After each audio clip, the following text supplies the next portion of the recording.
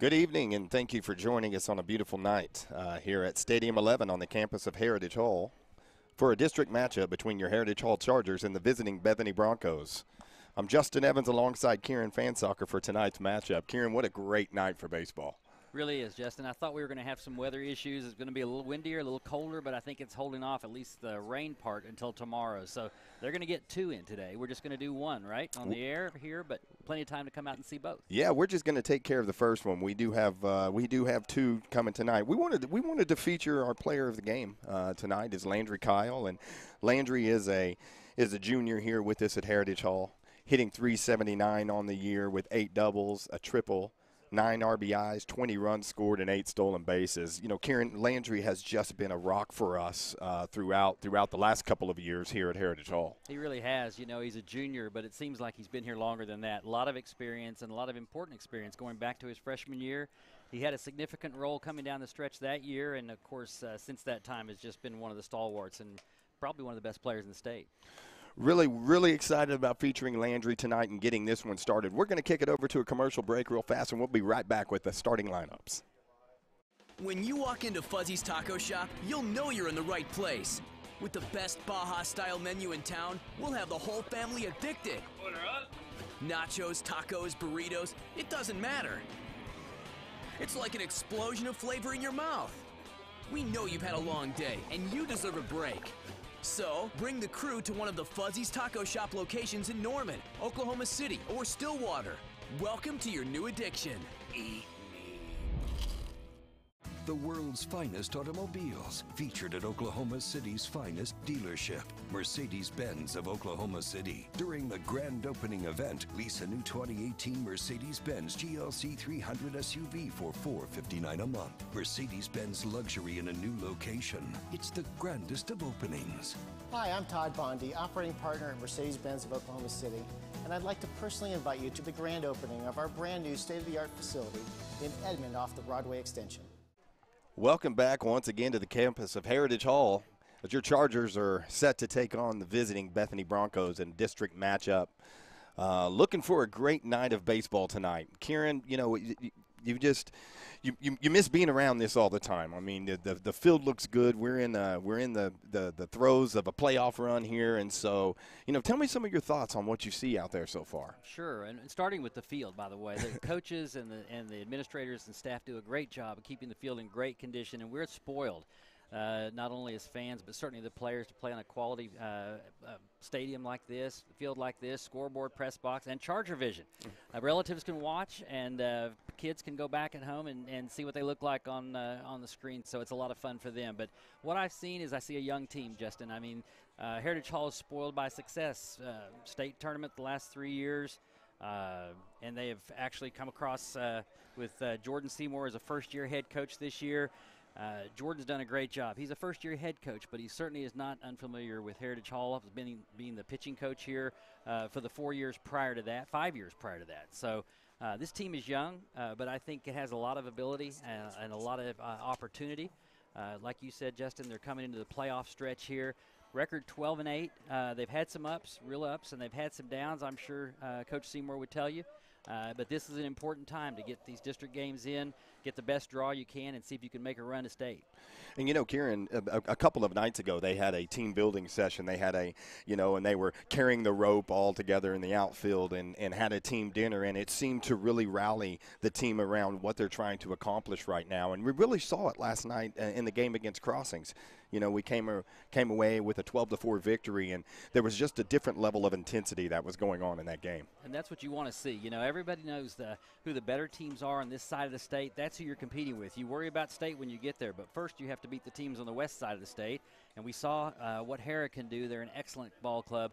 Blanchard, I think, is outscoring everybody by 2 touchdowns. They look outstanding. You've always got Tuttle. That's always going to be tough. Kingfisher, another really good team. So the work is cut out for Heritage Hall, but it starts right now to build towards state, and this team has a chance. They've got a lot of talent. That they do. Let's talk about the Heritage Hall starting defense today. Our defensive alignment out here. A couple different changes that we've had in the past. So, sure. Once again, they've got Mart Smith behind the plate with Colby Lewis out with injury. Mart's taken over behind the plate. as the full-time catcher for at this point. Bowen Bridges is at first. Yeah, and you'll see running around that infield, Nick Keith, a freshman starting at second base. You don't see that often here at Heritage Hall, but Nick's done a great job this year, moving over to Jackson Jobe at shortstop. Landry Kyle, our featured player of the night, at third base. Out in left field, Jake LaForce, been around here forever. Senior Jake LaForce, also senior Max Hardberger is in center field, and then Range Faulkner in right field. Rounding out the defense, our starting pitcher tonight, another freshman, Brigham Evans. Right, and Brigham brings a lot of experience. He's been on the mound several times this year, 7 or 8 appearances. Had a great game against Tupelo, where he shut Tupelo out in that particular contest. It's tough for a freshman coming in here and pitching against kids that are 3, 4 years older. But Brigham has a lot of composure, and so I expect him to throw a good game tonight against a good opponent. Absolutely. Well, as they meet at home plate, Coach Seymour and the umpire crew, we're going to toss it to a quick commercial, and we'll be right back with you for the start of action here at Heritage Hall High School.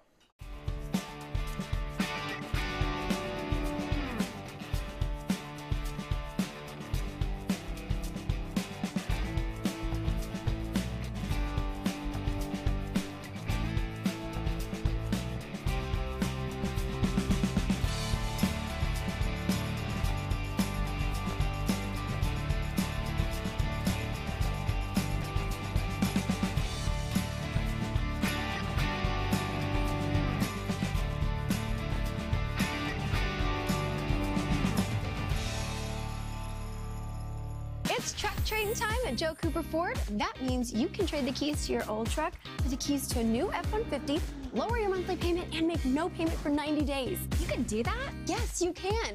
Joe outsells other Ford dealers by 2 to 1 because he always has the lowest prices. And in fact, Joe guarantees to beat any other Ford dealer's price by at least $500, or he'll give you $10,000 cash. And with 3 locations, Joe has 3 times the selection to choose from. Who loves you, Oklahoma? Come see us at Joe Cooper Ford.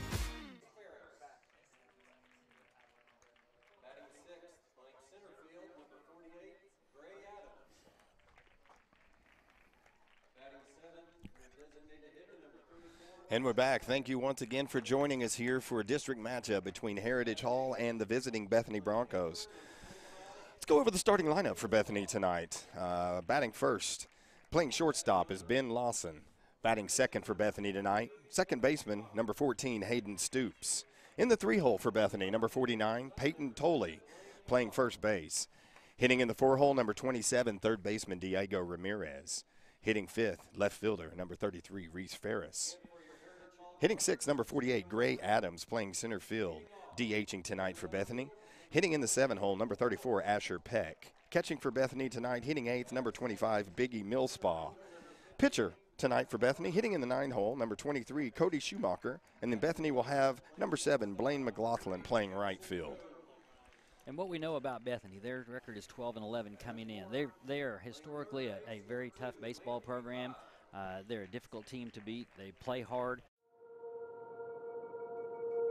As far as with Heritage Hall, Putnam City West in particular, where Bethany didn't fare so well, but the score that stood out to me was how they played Hera just the other day. They played Hera and lost 7-6, and Hera gave Heritage Hall everything they wanted into a doubleheader defeat that Heritage Hall suffered just last week. So I think it's going to be very competitive. I do indeed, and you're right. Hera gave us all we could handle, and so that's a great test between the two squads. And as we get ready to take in the national anthem here, and we will have first pitch coming up shortly.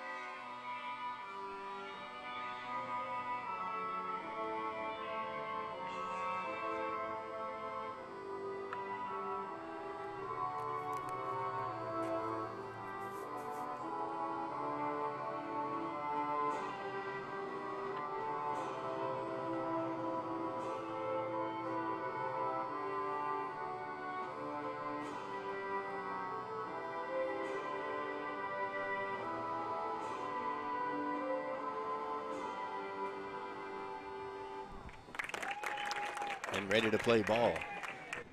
Heritage Hall is coached by Jordan Seymour, assistant coaches Joe Wheeler, Xavier Freeman, and Grant Hansen. A great, just a great staff of coaches here at Heritage Hall, Kieran. It's one thing you could say about Heritage Hall across the board, and when it comes to athletics, and frankly, when it comes to just about anything, whether it's debate or it's the fine arts or the musical theater or whatever, they have great leadership, and that's exactly what they have on the coaching staff here. A lot of continuity. Obviously, Coach Breck Draper here for the last 5 years did a great job and has created high expectations for Heritage Hall program. He had Jordan Seymour right with him every step of the way, and the two of them have done a great job together, and now this is Jordan's program to take forward, and he's done a nice job too. Joe Wheeler on the staff for second or third year now, I believe, and Grant Hansen joining the staff, and Xavier as well, and you can tell the kids respond to them. Boy, that's exactly right. State championships in 1999, 2015, and 2016, and also a state runner-up in 2017. So there has been an expectation level that has been raised here at Heritage Hall about winning. As freshman Brigham Evans completes his warm-ups, we're set to get started here. Beautiful, beautiful evening. Heritage Hall in the throwback gold pinstripes.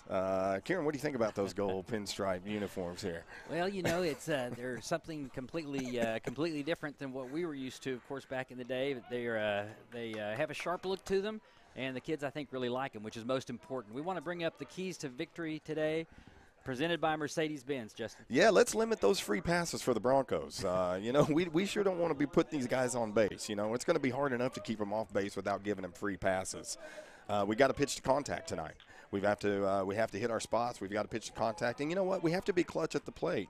Heritage Hall has been kind of up and down throughout some of the games, and offensively and whatnot. So we've got to be clutch at the plate tonight. I think that's right. At any level, it's important to pitch to contact and limit your walks, and that'll be Brigham's job tonight.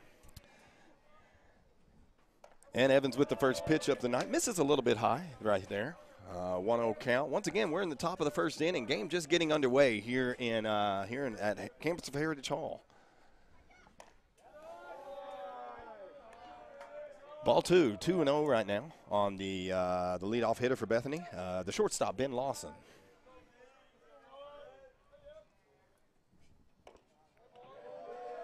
A little low. He just barely missing just in the last two pitches, just up above the zone, and that one just below.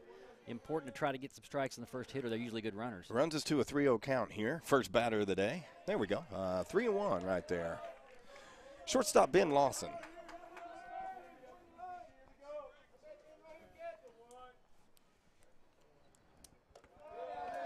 And Lawson draws the base on balls, which brings up number 14, second baseman Hayden Stoops.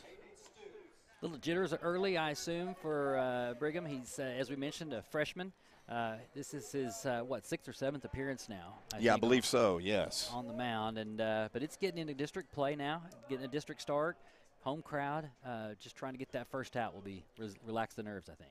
Lawson with a good lead over at first base, and looks like Stoops been hit by pitch. So Brigham off to a little bit of a rough start right now. Mark Smith is going to head out there and have some words with him and just get him settled in. We're coming up into the heart of the lineup here for Bethany, so we've got to get Brigham just to settle in here and just get back on top right now. It's always tough. Those first few batters, first few pitches you got to throw, trying to get some of the jitters out, Justin. I mean, that's the first thing, and you just want to get into a rhythm. And so he's got to find that rhythm. The thing about Heritage Hall, they've always played good defense.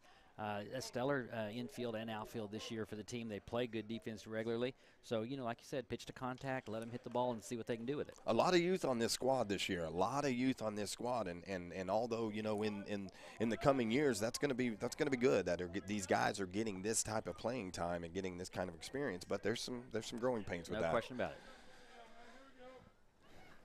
Runners on first and second for Bethany. No outs in the top of the first inning. Strike one there. Brigham drops one in, and we've got first baseman Peyton Tolley at the plate right now. Big left hitting first baseman for Bethany. Brigham, this is just outside right there. Brings the count to 1-1. Tolley's a big kid. The scouting report we have is that he has a lot of power. Now that wouldn't surprise you from looking at him because he's a well-built young man. Yes, he is. Misses just a bit outside right there. Brings us to a 2-1 count. Runners on first and second, top of the first inning. No score early on here in the ball game.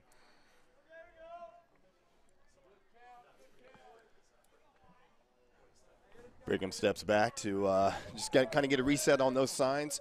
Playing the big man pretty deep across the outfield here, and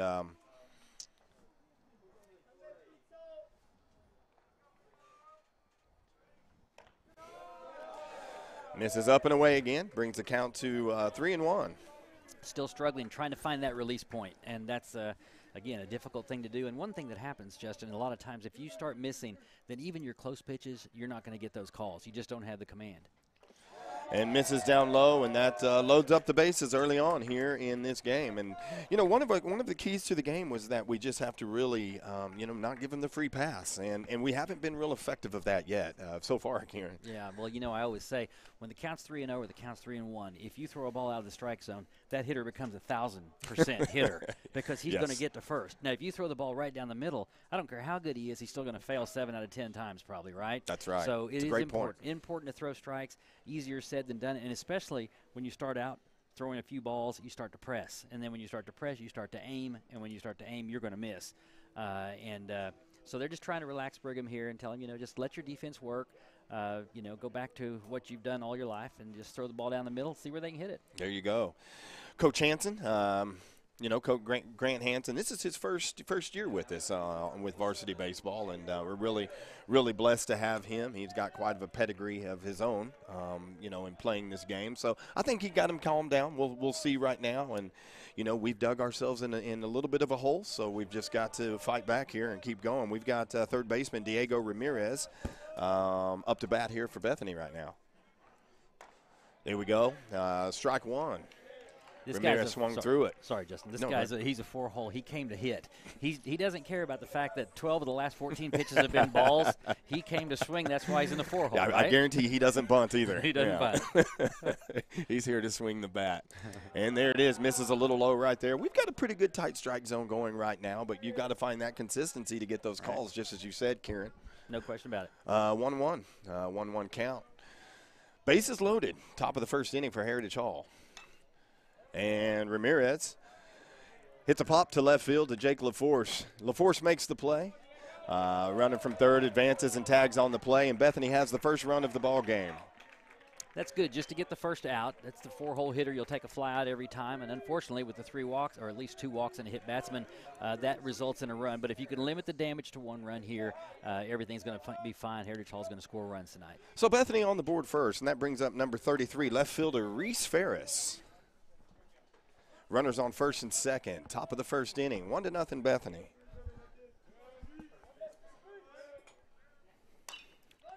Ground ball to second baseman Nick Keith. And we get the force at second place.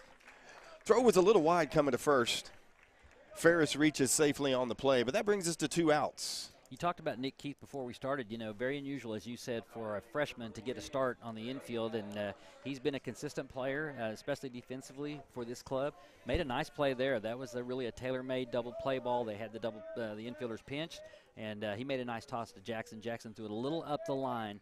We weren't able to complete the double play. And that brings up center fielder number 48, Gray Adams. Runner on first base, attempted pick off over there. Runners on the corners, 2 outs. Here early on in the first inning, Heritage Hall, Bethany Broncos.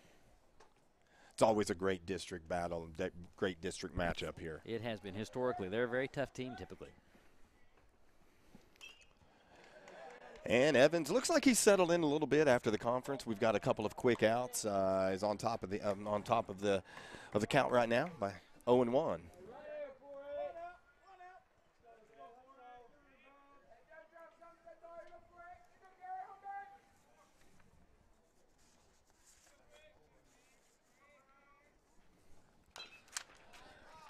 And there we go. Ball's fouled off to the right side.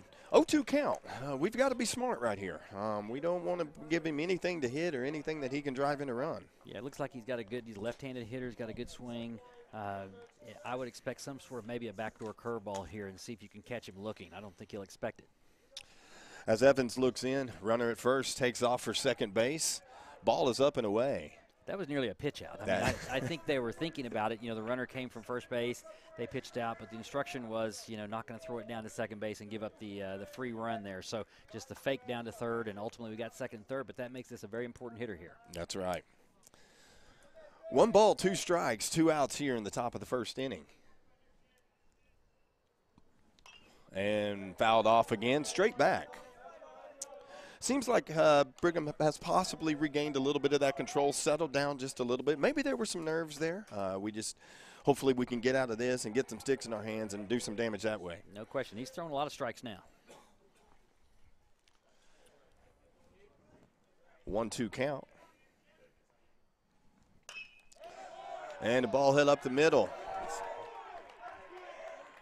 Harburger throws it in and hitting the relay from Job to Mark Smith. And Bethany has put 2 more runs on the board with a single up the middle by center fielder Gray Adams.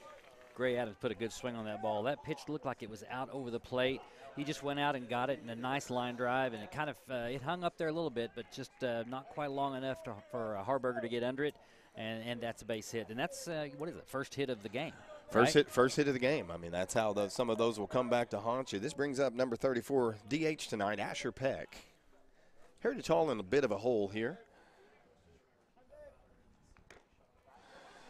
Strike 1 right over the plate. Runner at first base. Decent lead over there at first base. Nothing too big, being held on by Bowen Bridges. We'll see if they want to test Mart Smith. Mart's a senior. And the runner goes.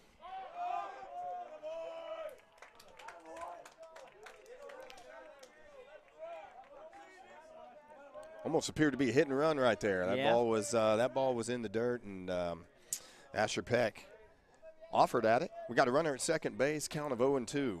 2 outs, top of the first inning. Little off-speed pitch right there, breaking ball. Had hitter out in front of it just a little bit. He was just able to get a little bit of metal on it and foul it off. Good deception by Brigham there. I mean, that was a good off-speed pitch, and it literally looked like it was slow motion. As long as that ball took to get there, everybody was off balance. And once again. And, you know, right here, Asher Peck's doing a good job of just changing his approach, a little 2-strike approach there to this. He's just trying to slap the ball, put it in play with 2 strikes and 2 outs. He wants to put it in play, see if he can get a run. Bethany up early, 3-0, top of the first inning, 2 outs here. Trying to get Heritage Hall in the dugout. Brigham comes back with a fastball there, and of course, you know, the hitter's way behind that time. Asher is looking for that changeup again, and he barely got the bat around in time. But good mix-up of pitches, 0-2, has him set up here. Runner at second base. Timeout on the field. Looks like that ball hit that fence over there, and we're just going to see if it's scuffed up. You know, it would probably be in our favor if it was, but we're going to go and check that ball anyway, Karen. I suspect it might have been Bethany that called for that change. You get a scuffed ball, you want to throw it if you're the pitcher, right? And here's the 0-2 pitch. Heritage Hall trying to get in the dugout. Peck doing a good job. Good at bat right there.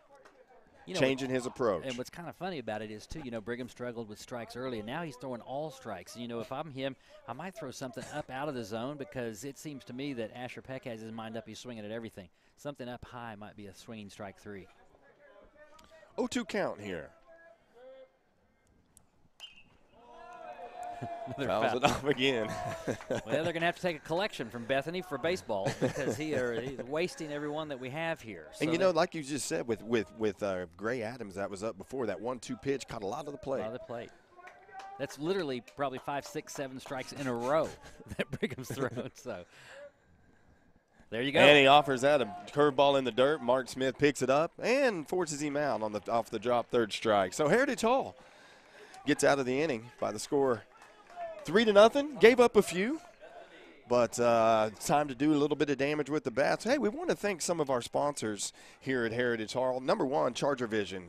We would like to thank Fuzzy's Taco Shop. You know, there's no better game day restaurant. It's fast, fresh, and full and fun. Stop in at Chisholm Creek after the game, or visit one of the other locations in Edmond, Bricktown, Norman, Stillwater, and now open in Moore. Fuzzy's, welcome to your new addiction. Well, that was a Freudian slip there because you certainly feel full after you go to Fuzzy's. They've got great food there. Kieran, here's the starting lineups for Heritage Hall tonight. batting first, playing left field, Jake LaForce, we talked about him earlier, the senior. Center fielder, Max Hardberger's hitting second tonight. We got Jackson Jobe, our shortstop. Jackson's had a great season, our featured player of the game. Number 2, Landry Kyle, playing third base tonight. Batting in the 5-hole, catcher Mart Smith. We've got Range Faulkner coming up in the 6th, playing right field tonight. Bowen Bridges, first baseman. DHing tonight for the pitcher is Gannon Allen. And then that rounds off the freshman Nick Keith, second baseman tonight, batting ninth. Good offensive lineup for this club. Their offensive numbers are impressive. We don't hit a lot of home runs. Only had 3 on the year, I believe. But this is an awfully big park, and you'd rather have gap power. We have a lot of kids that can get doubles and triples, and several hitting well over 300. I think Max Hardberger leads the team, and according to 414, I think Colby Lewis may lead the team. But as far as people that are playing today, Colby's hitting 450. Unfortunately, out of the lineup with injury today. But Max is leading the way at 414, but a lot of good sticks in the lineup. Absolutely. Hey, Charger Vision would like to thank longtime sponsor Mercedes-Benz of OKC for their support. Hey, visit them downtown or online at mercedes-benzofokc.com. Mercedes-Benz of OKC, the best or nothing. And that brings up Jake LaForce to lead off the bottom of the first inning for Heritage Hall. Heritage down 3-0. Leading off the bottom of the first inning, looking to really some of those keys of the game. Let's get aggressive at the plate and let's put the bat on the ball. I think it's a good idea. I assume this is Bethany's number 1 pitcher, Cody Shoemaker. With a district play, you typically pitch your top guy early, unless I don't know what they threw against Hera or earlier in the week. Shoemaker's first pitch misses down and away. Ball 1, 1-0 count to Jake LaForce, bottom of the first inning. And that brings a 2-0 count. LaForce has such a great eye up there. He's a guy that's been very solid over the past 3 or 4 years here at Heritage. He's a tough strike zone too. You know, he has kind of a compact build and a smaller strike zone and a good eye, like you said, on top of that. So makes for a tough out. LaForce had a great game last night, going 3 for 3 against Crossing. So let's see if we can just keep this going. Foul back. 3 for 4. I've been corrected. 3 for 4 last night against Crossings from the astute Rick Stevenson sitting over here next to me. Jake's hitting 347. You know, if you've paid attention to Heritage Hall baseball for the last decade, there's been a LaForce in the lineup in about basically 8 of the last 9 years. So I'm kind of used to it and missed the 1 year we had neither Jake nor Peter. But Jake is certainly a stabling force for this team and has played a lot of sports here, basketball and baseball both, and been in a lot of tough situations here. 3-1 count here on LaForce. Fouls it back. Brings us to full count here in the bottom of the first inning. Heritage Hall trailing 3-0 to the visiting Bethany Broncos. It's important, I think, for Heritage Hall to answer the 3 runs that were scored in the top of the first. I expect a good offensive output by this club today and need to start it now. And LaForce with a great eye up there. That's the way to get it started. Get that leadoff hitter on. LaForce draws the base on balls, which brings up center fielder, senior number 15, Max Hardberger. Max, another guy that brings a lot of experience, like several of these upperclassmen. Max is a senior, as you said, Justin, but he has played quite a bit in the last year or two and has been on the varsity squad all 4 of the years. So he's seen a lot of winning and been a part of it. Boy, and it looks like in this offseason, Kieran, that Max decided to really put a focus in that weight room. He has really changed his body this year, and it's shown by the way with the power and the bat that he's swinging. It has really paid off in a big way for him. No question. And watching him play center field too. Also, he has really improved the defensive part of his game. He's really a complete player for the Hall now. Ooh. Strike 2 on the play. That's Shoemaker. I take it you didn't agree with that. Well, you know what? I think something slipped out right there. But it was a little outside. It's like give that to our team too, right? Yeah, that's right. That's right. It looks like it's been a little tight on the other side. Hardberger fouls off the 0-2 pitch. LaForce at first base over there just cleaning himself a spot. I think he's marking where he's going to take his lead next time. Well, that would be an aggressive lead. That's I'll tell an aggressive. First 2 hitters very important when you've got Landry Kyle and Jackson Jobe following them up. I think they can put some crooked numbers up early.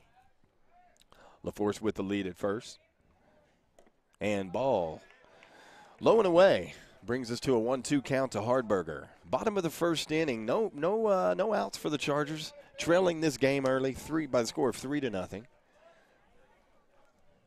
Jake LaForce at first base. We've got Jackson Jobe on deck. And that ball's hit to right field. Falls in front of the right fielder, Blaine McLaughlin.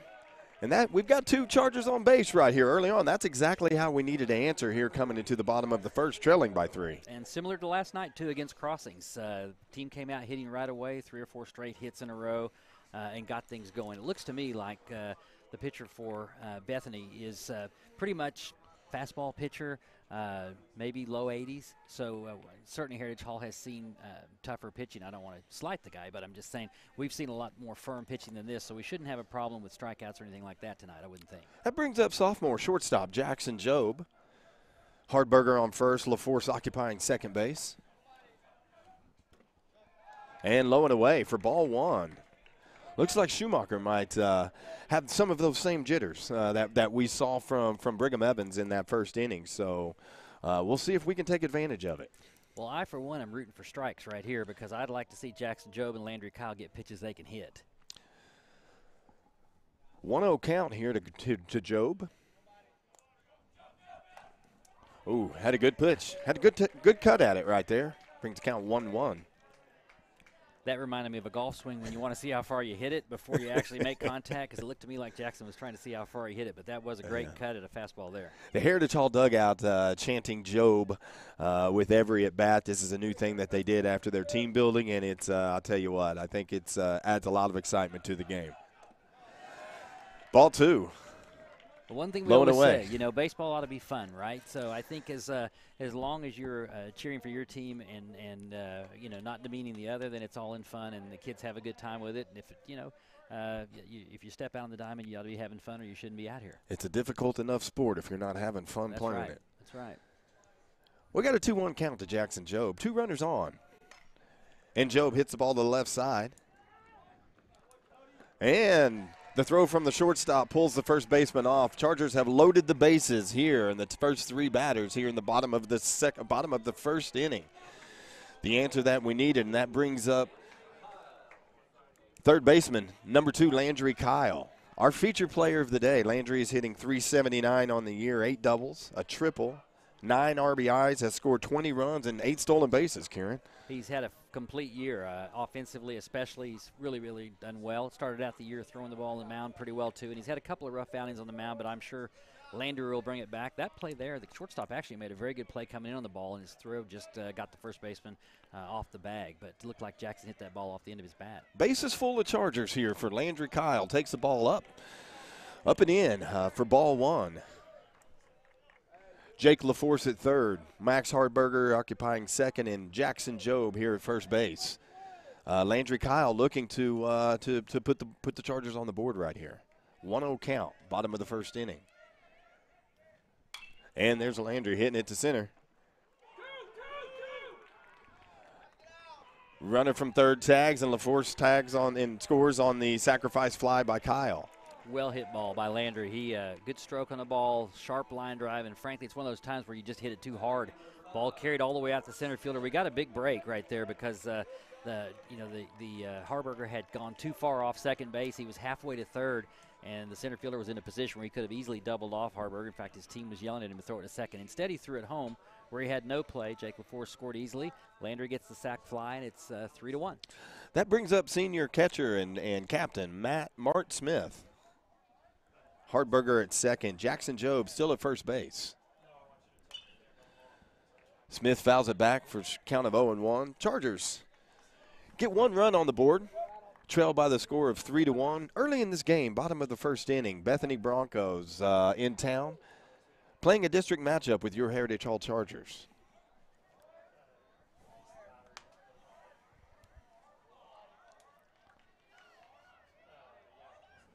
Shoemaker's pitch is way outside.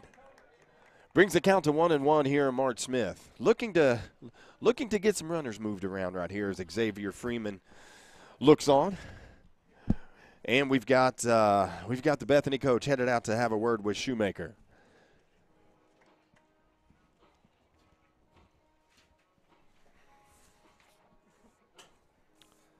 Ladies and gentlemen, Chargers tennis is gearing up for a trophy season. The boys had a strong showing at the 5A East-West Showdown, tying Bishop Kelly for first place overall. A gold in one doubles match, Brendan Baird and Wesley Jansen. The girls took a third-place team finish at the same event behind Ryan Thompson's second-place finish in one singles. The girls are back on the court Monday at Edmond North Tournament, which the boys will compete in on Wednesday. I'll tell you, Kieran, Charger tennis program, just about like every program here on campus, boy, that Charger tennis program, they've had a long line of success. They definitely have. State championships on both the girls' side and the boys' side in prior years. Got a beautiful facility. If you haven't seen the Heritage Hall tennis facility, you ought to come out to a match and check it out. It is as good as there is in the state. Ladies and gentlemen, Charger Vision is fueled by the continued sponsorship of RS Fuel Convenience Store. Make a pit stop on the south side of Memorial between Portland and May Avenue. High-performance fuel for your car and for you. So Bethany concludes the meeting on the mound. Mart Smith still at the plate with a count of 1-1. We've got one out here in the bottom of the first inning. Heritage Hall trailing Bethany by a score of 3-1. We've got runners at second base, Max Hardberger and also Jackson Job here at first base. You talked about the team building and the chanting of the names in the back in the dugout. If you can hear the chanting right here with Mart's name, it actually sounds like sea lions in the dugout. It does. But they're having fun, and the boys are responding here. They've got the time. The runners have moved up on the wild pitch just then, and it's now second and third with one out. Second, third, one out. Mart Smith, count of 1 and 2. Mart's done a very good job this year. He's been a good leader for this squad, and he's kind of been the emotional leader for this team as well. And we've needed that. So he's really stepped up and taken that senior role to another level. Shoemaker misses up and away. We got a 2-2 count right here. One out, bottom of the first inning. Heritage Hall trailing 3-1. Tying runs on base, so a base hit will tie this game up. And as we said, I anticipated that Heritage Hall would score a lot of runs, and I think they're going to be well on their way. Need that timely hitting right here, Kieran. There it is. To the right side, and that's a ball. That's hit. That's through. That's past the right fielder. This ball's going to go all the way to the fence. Hardberger scores. Jackson Job scores, and there's Mart headed for third base, and there he is right there. That's the hit we needed. Heritage Hall ties the game, all tied up at 3-3. Off of Mart Smith, reaching safely and scoring Hardberger and Jackson Job. Well hit ball. Great swing by Mark, just like Landry before him. Two really good swings. That was a hard line shot. Right fielder did not look comfortable coming in to get it, and boy, they took one hop right past him. I'm not sure if they'll score that as a single or a triple. He hit it hard enough that I would give him a triple, but I'm not sure what they would I'm sure the Bethany coaches would think their right fielder ought to stop that ball. Yeah, I think so, and he just kind of caught him in between hops on the right fielder and couldn't make up his mind what he wanted to do. This brings up number 14, Range Faulkner, the right fielder for Heritage Hall, and he is hit by pitch. Range just he's a kid that's just going to stand in there and take that. He's not going to jump out of the way of anything. A very tough kid. So we have runners at first and third now. One out, bottom of the first inning. We got a tie ball game. Looks like Range took that right off the elbow. You know, they don't, in high school they don't wear the elbow pads. They start padding up, it seems like, in college when pitchers start throwing 90 miles an hour, and obviously in the big leagues. But he took that off the arm or the elbow, and it didn't seem to bother him a bit. He didn't rub it, and they'll probably steal second now. Colby Lewis, courtesy running for Mart Smith at third base. That brings up number 6, Bowen Bridges, first baseman. Bowen's another one, sophomore that has had just a lot of success this year early on, and he has really earned himself a place in the starting lineup every day. He looks really smooth out there, you know, for a kid who has no real varsity experience until this year, at least meaningful time, and now he's right in the thick of things, but he looks very comfortable out there. 1-0 count to Bridges. Takes a ball on the inside corner of the plate, brings the count to 1-1. We've got one out here in the bottom of the first. Chargers executed a delayed steal on the pitch before, Justin, and Range Faulkner waited until the catcher had the ball, then stole second. The catcher still didn't want to throw it down, actually threw it to the shortstop to try to draw the runner off third, but that didn't work. Runners at second and third for Heritage Hall. Fake bunt shown by Bowen Bridges. He pulls it back. You only want to bunt strikes right there if you plan on bunting. Runs the count to 3-1. Colby Lewis, who is has a little right arm injury right now in running, as we said. Colby's a spark plug. He's a guy that's going to give his all every step that he takes. Yeah, and just to be honest, I think he really is needed by this club to make the deepest run possible because he just adds so much, not only on the offensive side. Go ahead. Bridges hits the ball to second to shortstop. Oh, and the first baseman drops the ball. Heritage has another run on the books. Bowen Bridges reaches safely on the error. Routine ball to shortstop. Again, he made a nice play. This time he made a nice throw, too, and the first baseman, who is a tall drink of water over there. He had to bend over to try to catch it, but you've got to make that play. He dropped it. That gives Heritage Hall another run. Freshman DH, number 28, Gannon Allen, stepping into the plate. We got Range Faulkner on third base. Heritage leads by a score of 4-3. They have answered the deficit that they created in the top half of the inning. Bowen Bridges sitting on first base, who just reached safely on the error. Going back to what we were talking about with Colby Lewis, he's just, like you said, a spark plug, and emotionally he's a starter all through his freshman year last year. Once again here as a sophomore, helps this team defensively, and as we mentioned, leading the team offensively at 450. Allen hits the ball to shortstop, and they make the play on this one, but they score Range Faulkner on the play. It's a good job of putting something in play there by the young freshman. 2 outs, bottom of the first inning for Heritage. Bowen Bridges on second base. That brings up freshman second baseman, number 29, Nick Keith. See the common theme there, a lot of freshmen, right? So we talked about this. This team has a lot of freshmen and sophomores that play important roles on the club, and maybe 2 of the best players are sophomores. So that it's a youth-driven team. First pitch down the middle, called strike to Keith. We got Jake LaForce, the leadoff hitter, on deck. Heritage is about to bat through here in the bottom of the first inning. We've got 2 outs, count of 0-1 right now to freshman Nick Keith. Shoemaker misses high right there. Looked like he just kind of lost control, lost a grip maybe on a breaking pitch right there, or maybe a changeup. Brings the count to 1-1 here for Keith. Has much of a different feel than one of our last home games against Hera when Jackson Jobe went up against Tyler DeLong, 2 really, really fine pitchers, and we were 0-0 through 4 or 5 innings. And at this pace, we've got 2 back-to-back happening today, so we will definitely be under the lights. Wow, yeah, we may actually still be playing when they put the lights off in the morning at this pace with a doubleheader to play, and we're not out of the first inning yet. That's right. 1-2 count for Nick Keith. And he's called out on strike 3 looking on the curveball. And that concludes the first inning. Heritage Hall adds 5 runs in the bottom of the first, and they lead Bethany by a score of 5-3. We're going to kick it over to a commercial break, and we'll be right back to the action here in Stadium 11 on the campus of Heritage Hall.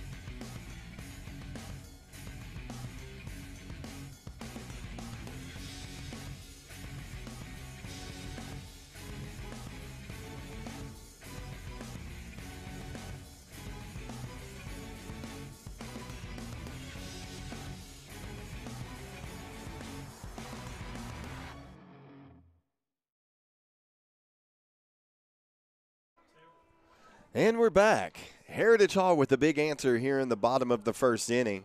Take a lead by the score of 4-3 into the top of the second. 5-3. Right. I already take a run off the board? You took a run off the board. Man, just like that. Just like that.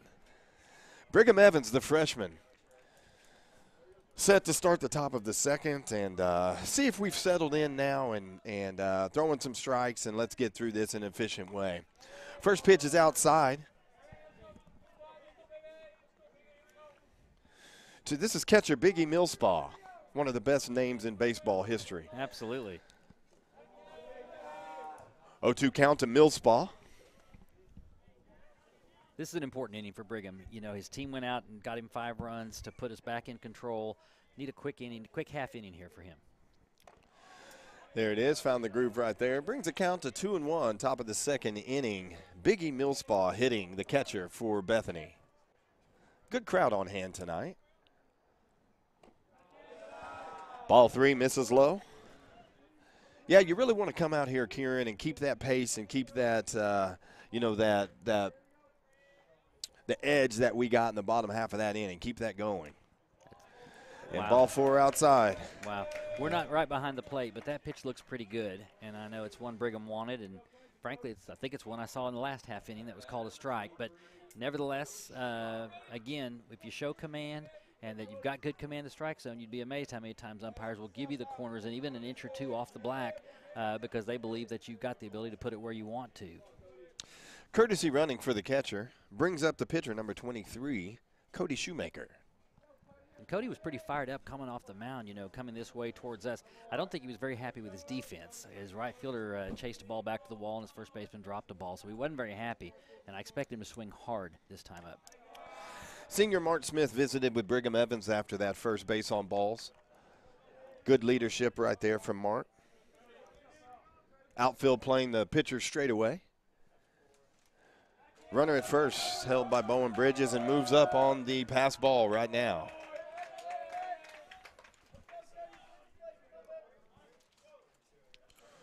Brings a 2-0 count to the Bethany pitcher.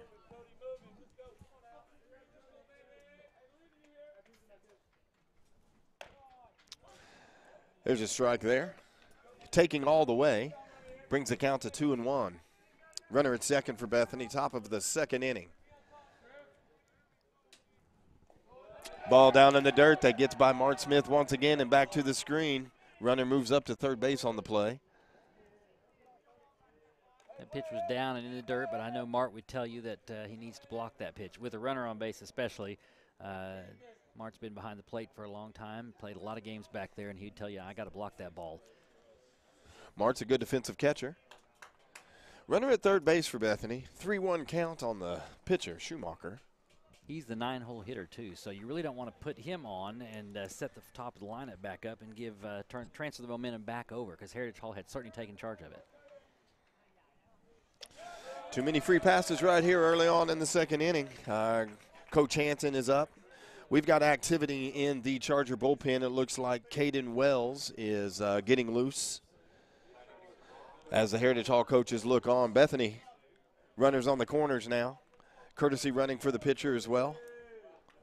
Well, there's one thing that will make your pitching coach nervous, and that is walking the 8-hole and the 9-hole, and especially if you do it after a 5-spot by your offensive club. So I think Brigham's going to get a chance to stay out here. Unfortunately, now he's got the leadoff hitter coming back up in the toughest part of their lineup. But throw strikes and let your defense play. You've got a lot of capable defensive players there. Kyle and Smith conclude the meeting on the mound. Runner at first held on by Bowen Bridges. Ben Lawson walked last time, Justin, the leadoff hitter. So we'll see how aggressive he is here at the plate. I assume he's one of their better hitters and better runners. Ben Lawson, the Bethany shortstop.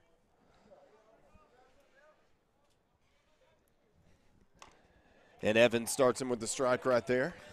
0-1 count. Top of the second inning. No outs here for Bethany. Threatening again with runners on the corners. Out in front of that ball just a little bit brings to an 0-2 count. Way ahead in the count. See if he can get him to chase one here. Runners at first and third, so you want to make sure that keep the double play in order too. Evans coming out of the stretch. Puts one in the dirt. Little breaking ball in the dirt. May have advertised that one just a little bit, Kieran. Looked like he slowed his arm down just a little bit. Probably tried to aim the ball. Trying to make a really good pitch here to leadoff hitter for Bethany. 1-2 count for the Broncos shortstop.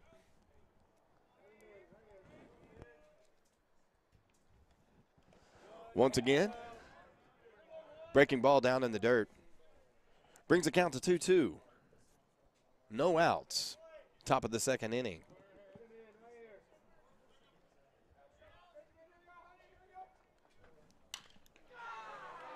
And that ball is hit deep to left field.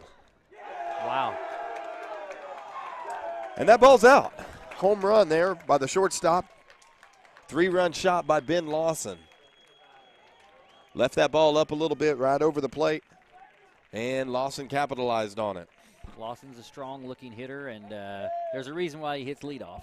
And, you know, the interesting thing, I think the coaches had a pretty good scouting report on him, because when Brigham got ahead 0-2, they went curveball, and Brigham wasn't able to execute the curveball pitch, had to come back to the fastball, and Lawson made him pay for it. You don't see a lot of balls fly out of this ballpark. You do not.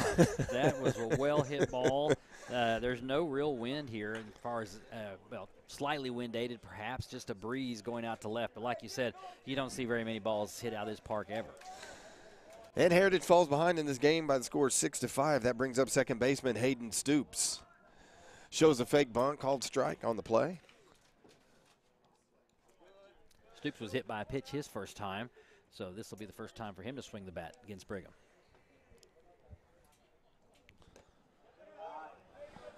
Ball misses low and away. Looks to me like Brigham's had a hard time controlling his off-speed pitch. He's either left it up or out, so that's been the problem. And a ball hit to left center field, and that's going to be in the gap as LaForce tracks it down. And I have a feeling this might be the end of Brigham Evans' night here. Bethany has added 3 runs in the first, 3 runs in the second, and with no outs in the second inning and trailing 6-5, here comes Coach Hansen. Right, same type of thing. You saw off-speed pitch on the first pitch, not a strike, gets behind the count, it's got to go to the fastball, and now the Bethany hitters are sitting on the fastball, and these first few guys can hit it. I'm not sure they'll do that at the bottom part of their lineup, but unfortunately, we were at 1-hole and 2-hole, and they put good swings on the ball. Hansen brings the whole team to the mound, just trying to settle down the young freshman. Looks like they're maybe buying some time until Caden Wells can get loose and be ready to come into this game and hopefully stop this right now where it's at. We have no outs here in the top of the second. Bethany's added 3 more runs, and now Heritage Hall's trailing by a score of 6-5. I think what Grant's really waiting on is for one of the umpires to come and tell him to get out.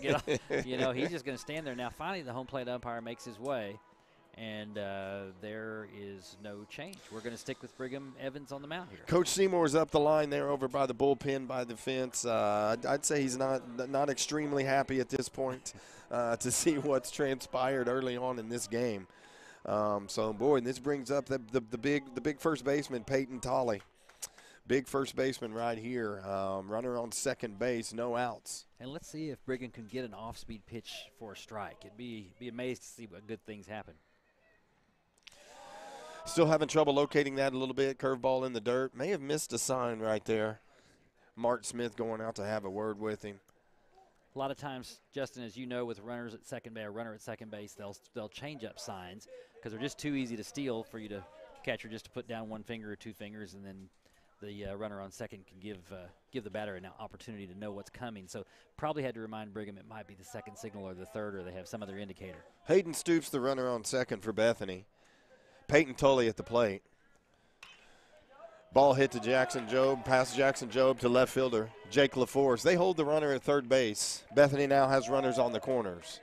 And this is like watching the same movie over and over again, except I think Brigham would call it a nightmare, because same thing, the last 3 hitters, he's trying to throw the off-speed pitch. It's a tough pitch to hit, but they're not offering it because he hasn't thrown it anywhere near the strike zone. And when you don't do that, they can sit on fastball, and they're good hitters, 1, 2, and 3 hole. And I suggest we don't see the same thing here because this is their 4 hole, and we know he can hit it. This is 4 hole left fielder Reese Ferris coming to the plate for Bethany with runners on the corners. No outs still here in the top of the second.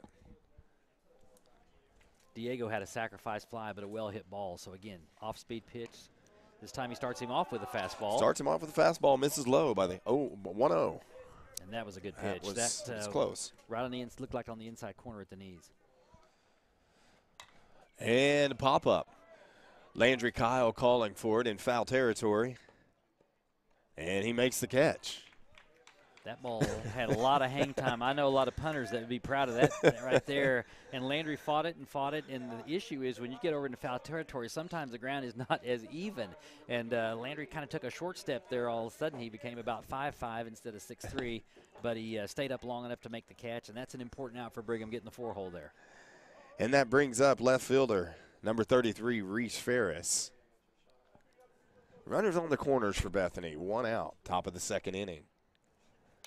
And here's another pop-up going back to Mark Smith. Let's see if this one stays in play. Oh, and it doesn't. We had 3 Chargers converging on it. The pitcher, Brigham Evans, the third baseman, Landry Kyle, and also Mark Smith.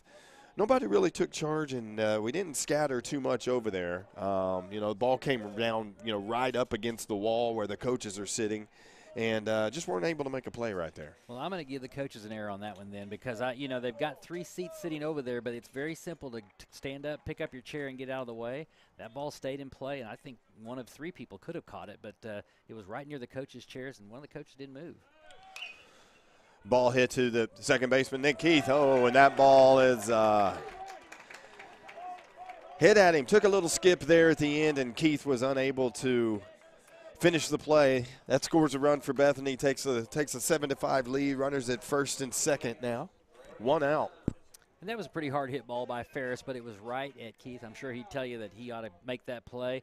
A couple of hard hops. I don't think they would have gotten the double play because I think the runner out of the plate on the box was pretty quick, but they would have gotten the force out. Brings up center fielder Gray Adams. Runners at first and second for the Broncos.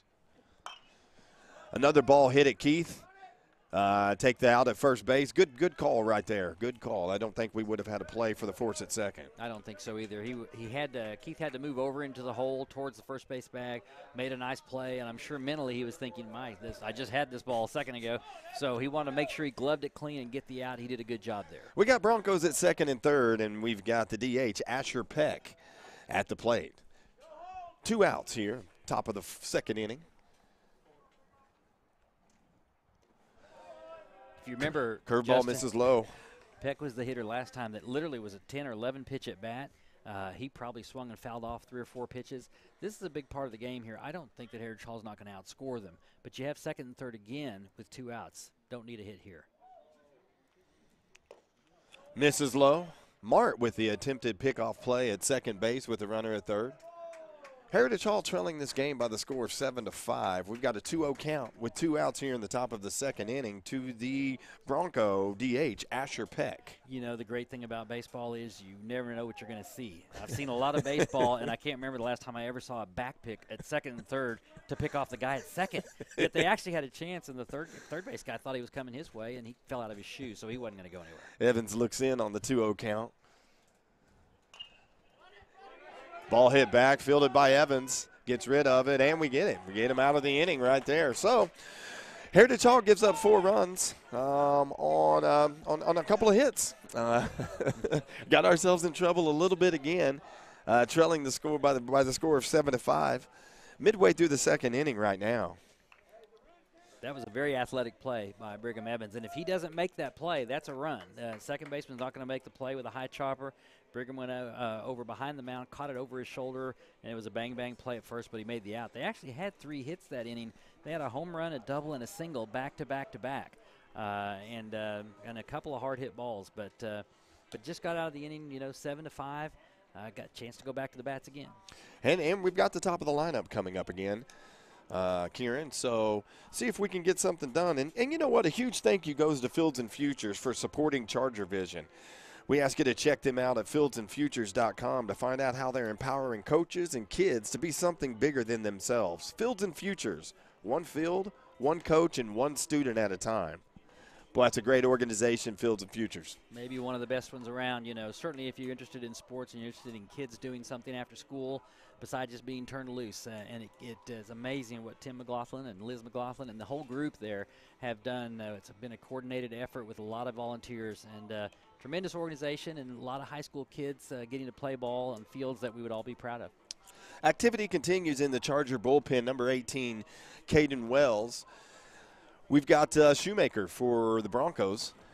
Comes back out for the second inning, so they're going to stick with him. And we've got the leadoff hitter coming up, Jake LaForce. We've got Max Hardberger on deck, and then we'll have Jackson Jobe in the hole. So we're at the point in the lineup to where we can really get some of these runs back and make a splash here again, bottom of the second inning.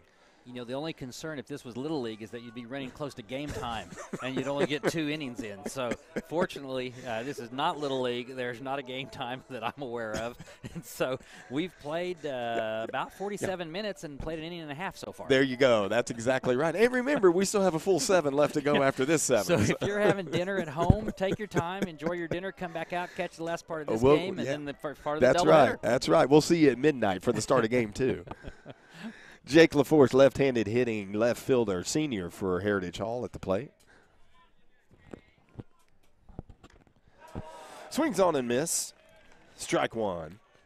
Jake walked his first time, Justin, and he came up swinging right off the bat. I think everyone has the feel this is going to be an offensive game, and every once in a while that happens at every level. It's a 12-8 game, 16-12 game. It looks like that's one of those in store for us today. Be aggressive with those bats. Shoemaker with the delivery. LaForce swings on and misses once again. Brings the count to 0-2. No outs right here in the bottom of the 2nd inning. Jake's taken a couple of pretty healthy cuts. I think he'll probably shorten the swing a little bit here, try to make some contact, try to see if Bethany can make a play.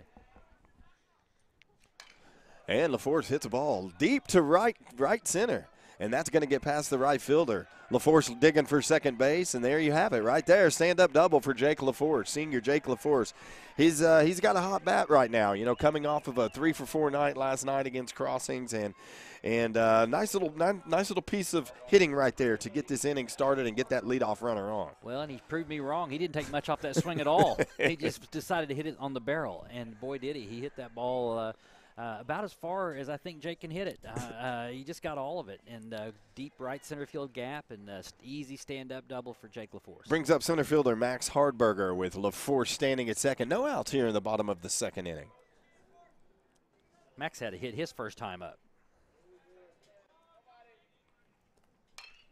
And Hardberger with a hard shot to left center. Gets past the shortstop. LaForce is held at third base.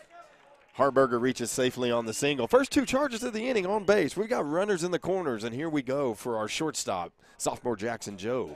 Good piece of base running by Jake LaForce, too. That's a tough base running play with that ball hit right in front of you. You want to make sure that it gets past the shortstop. If he makes that play, his only play is probably to nail you at third. So Jake took a little bit of a chance there, but the ball was hit hard. Boy, Max is getting the barrel, it seems like, quite a bit, just like Jake of late.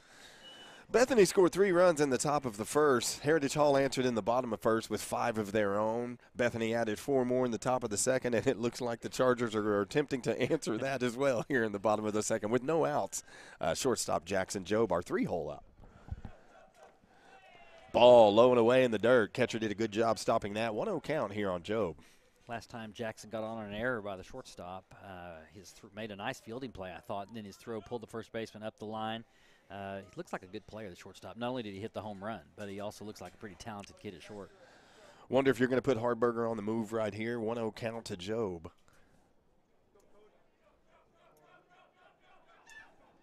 And Job with a nice cut. Fouls it straight back. 1-1 count right here. Runners on the corner still. Jake LaForce at third base. Here's what I can tell you about the Heritage Hall hitters. They are not being fooled, okay? I'm seeing guys swinging from their heels, and it's pretty much, as I mentioned earlier, Cody Schumacher, he looks like he throws a good number of strikes, but they all pretty much look the same. It's about an 80, 81-mile-an-hour fastball, and we are coming off our heels right now, trying to hit it as far as we can. Aggressive swings here. Little off-speed pitch falls in there, called strike. I might be talking too loud. He just heard me. I swear that's the first off-speed pitch he's thrown this inning, and Jackson had to take it, and it was a strike. Job looks down, gets his signs from Coach Seymour. Jake LaForce with the lead. Max Hardberger at first base, being held by the big first baseman for Bethany. 1-2 count here on Job. Hardberger's on the move, and they go ahead and throw through, and it gets by the shortstop. And here comes Hardberger moving up to third on the play, and he is called safe at third base. Make things happen when you put people on the run, and that's been a trademark of Heritage Hall baseball for the last 6 years, is really good base running, and this time good jump off of first base, throw went down, and this time the catcher actually faked to third and then still tried to throw to second. The ball probably got there on time, but it bounced. Second baseman couldn't handle it, went into center field. LaForce scores the run. Hardberger gets all the way to third. We got a 7-6 ball game right here. 1-2 count on Job.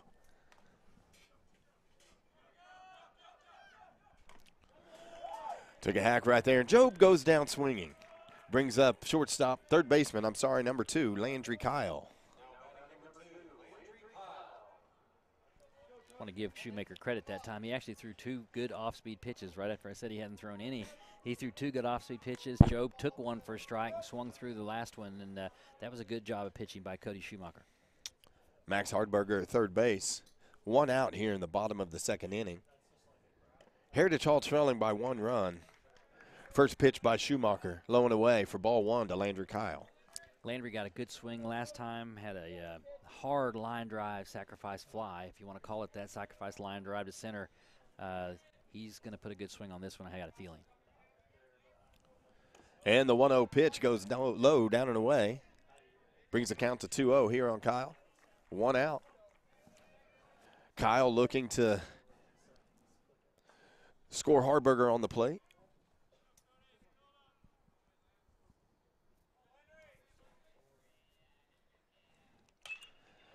Kyle hits the ball hard down the third base line. And they make the play, and Hardberger's going to try to score on the play, and he gets under the tag. We've got a tie ball game, 7-7 right here. Good base running again by Max. Max had a really good at-bat. I mean, a really good time around the field, including the at-bat. Single, stole second, made his way to third on the ball in the center, and then scores on a hard shot. Landry hit that on the barrel. Hard shot, 1 hop to the third baseman, made a nice play. Good throw across the diamond, and Hardberger scores, and Landry gets the RBI. He got his money's worth on that dirt around on that trip around the bases. This brings up, go ahead. The good news about these uniforms, they don't show a lot of dirt.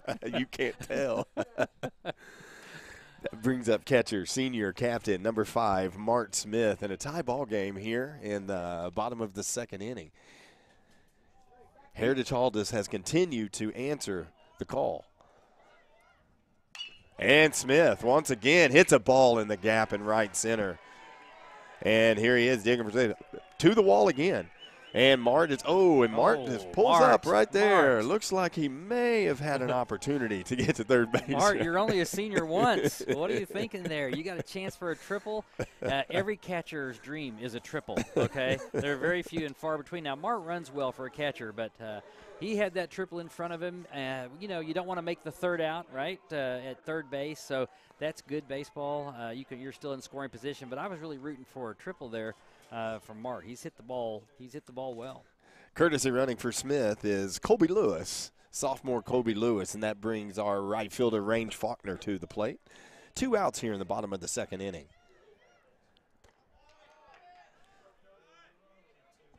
Could be that Mart's trying to hit for the cycle because he already had the triple, right? I mean, he had the triple in the first. That right fielder's got to feel like Mart's caused him to be a cross-country runner tonight. Yes. His back has been to us more than his front when Mart's been hitting.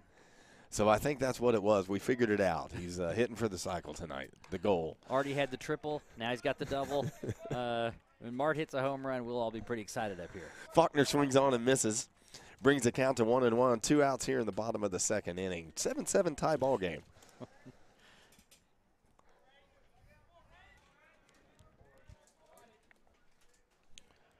Schumacher misses down and away. We've got a 2-1 count. Colby Lewis up there on second base. Always look for him to be doing something or creating something. He will jump around and try to get the pitcher's attention on him, and Colby just does a great job. Faulkner fouls it off. 2-2 count. Range was hit by a pitch last time, so his first official at bat is right now. If he can get on base, maybe drive in a 2-out run and give Heritage Hall their first lead of the game, right? Sophomore first baseman Bowen Bridges on deck. Actually be their second lead. I guess they were ahead 5-3 after the first inning. The second, yeah. And Faulkner goes down swinging. So here we go again. We're through 2. We've got a 7-7 ball game tied up here. Bethany and Heritage Hall in a shootout. We're going to throw this over to a commercial break, and we'll be back with you for some more action here coming up right after a message from our sponsors.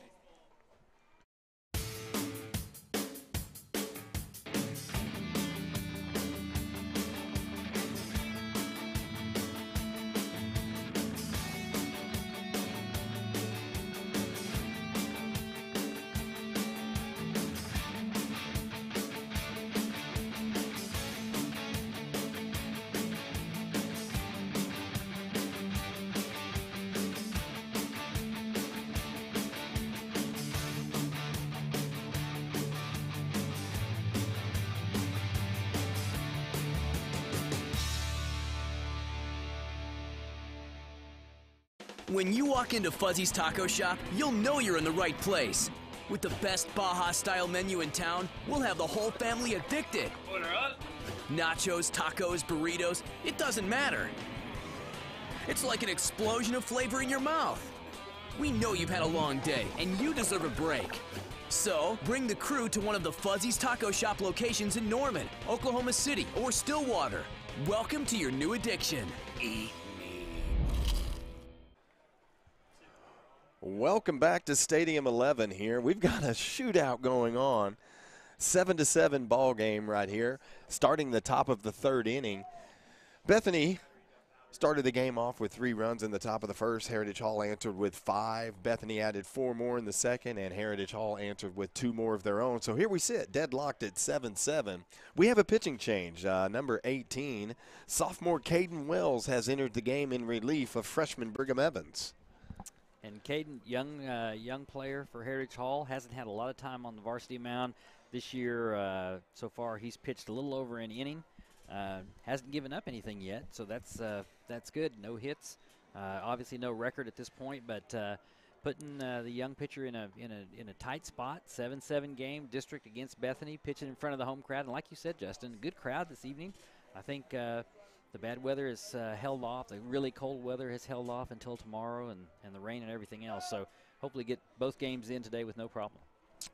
That's right, Kieran. At the beginning of the week, playing Hera on Monday and Tuesday, you know, we used a lot of arms. We used a lot of pitches in those games, and so some of the younger guys getting a chance here in a big district game, and you know, looking to make an impact and maybe earn themselves a little bit more time there on the mound. I think that's right, and these impressions they make right now can go the long way, you know, when it comes to playoff time.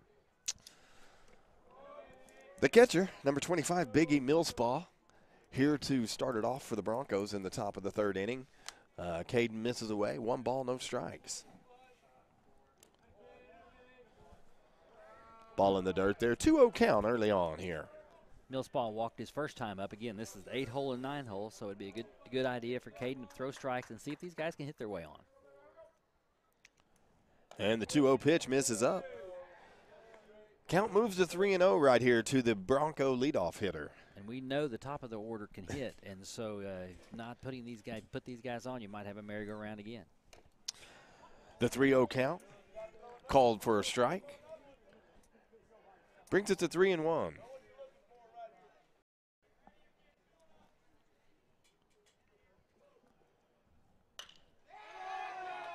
And Millspaw takes a pitch, a low pitch to center field, fielded by Hardberger. Brought back in, so a leadoff single for the Bronco catcher. And that's better than a walk for the same reason I talked about earlier. 3-0 pitch, 3-1 pitch that time.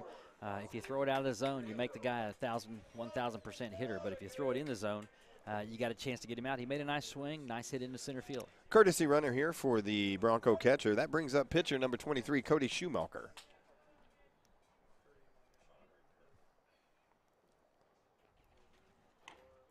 First pitch from Wells, called strike on the big Bethany catcher. Got an 0-1 count. Bowen Bridges holding on the courtesy runner here at first base. Still activity going on in the Charger bullpen. Second pitch misses low and in. Schumacher walked his first time as well, so looks like Caden's kind of getting in stride a little bit. First pitch was a strike, second right around the plate, so it's 1-1. 1-1 count here, no outs. Top of the third inning. And misses low. Brings the count to 2-1. Like to see a hard hit ground ball right at the second baseman or shortstop. I think this is a double play potential here with these 2 runners on. Bethany runner getting a little bit bigger lead now than he did the first couple of pitches. We've got a ball here to Nick Keith. Turns it to Job and on to Bowen Bridges for the double play. Nice play there, gentlemen. That's the way to help your pitcher out. That gives off that gives up that leadoff hit in the inning. Tailor-made. Shoemaker is a big kid, doesn't run very well, so if you get a ground ball, you got an opportunity to turn double play. You get it to the second baseman. They're pinched as it is, and it made it quite easy, actually. He was out by 3 or 4 steps at first base. Following the double play brings up shortstop Ben Lawson. If you'll remember, Lawson put one in the creek behind the left field fence last at bat. So Caden Wells starts him off with the strike right there. 0-1 count. 2 outs here in the top of the third. Lawson showed good power, like you said, Justin, just in the left center field power alley. Had a nice home run. Second pitch misses low. 1-1 count here on the Bronco shortstop. Playing him deep in left field, Jake LaForce. Second pitch right down there. 1-2 count.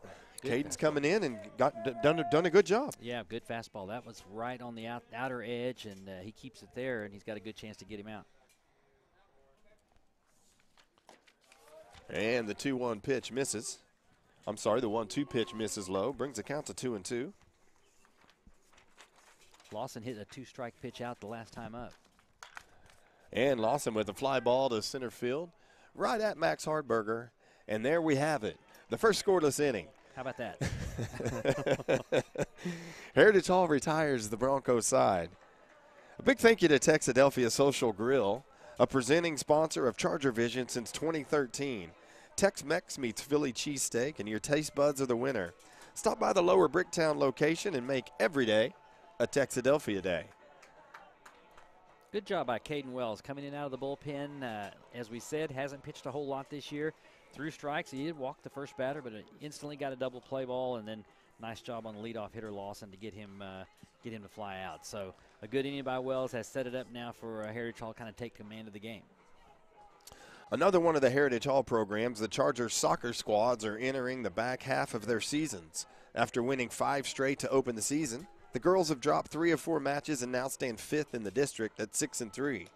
The boys are currently 4-5, sitting in 6th after a tough 3-1 loss last night at MacArthur.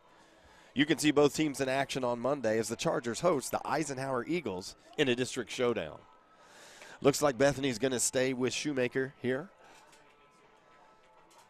Coming to bat for the Chargers, first baseman Bowen Bridges, DH Gannon Allen, and second baseman Nick Keith. So far, Bethany has 7 runs on 5 hits. Heritage Hall has answered with 7 runs on 6 hits, and they've made both teams have made 1 error in the game so far. So about as even as you can get. We go into the bottom of the 3rd here, and as I mentioned, Heritage Hall has a chance to jump on top, maybe take command of the game. Sophomore Bowen Bridges coming to the plate right now, leading off the bottom half of the 3rd inning in a 7-7 ball game for Heritage Hall as he steps in. Cody Shoemaker has gone all the way for Bethany so far and remains in the game for the Broncos. Ball 1 low and away to Bridges. Sun is actually trying to come out here, and so we have kind of the odd approach of the sun out and the lights on, and so a little unique there. The 1-0 pitch to Bridges. And Bridges hits a fly ball to right field. Right fielder coming in. Second baseman going out, and the second baseman makes the play. That's number 14, Hayden Stoops. So the Chargers and Bridges are retired to lead off the bottom half of the 3rd inning. That brings up DH, number 28, Gannon Allen, another freshman. And all of a sudden, the game has some pace behind it. Look how fast we're going now. 1-0, ball called outside with Allen. Gannon Allen's done a great job this year stepping in and playing a role and has really swung a great bat as of late. As you mentioned, Justin, the freshmen have played a big role. More freshmen participating in a significant way on the varsity than we've had here in the last 6 years anyway. 2-0 count to Allen. 2-1, 1 out here. One out here in the bottom of the 3rd. Scoreboard has us at 3-0. He definitely called that. I think that one was a strike. I'm yes. not sure it was a strike, but he called it one. And Allen, hard hit ball to the right side. And we've seen Gannon Allen do that in the last few ball games. And another guy that's really earned the right to get some playing time in here in this varsity lineup. No question about it. Well, it certainly bodes well for the future, too. Justin, as you mentioned earlier on the broadcast, the sophomores and the freshman class appear to be very strong. And so Heritage Hall baseball is here to stay for a while. And we have a pinch runner for the DH, Gannon Allen. This is going to be Ford Stevenson. So at least they gave Colby Lewis a break, right? I mean, he's run all over the field today on this as a designated runner, And so now Stevenson gets a chance. Brings up second baseman Nick Keith. Stevenson with the lead at first base.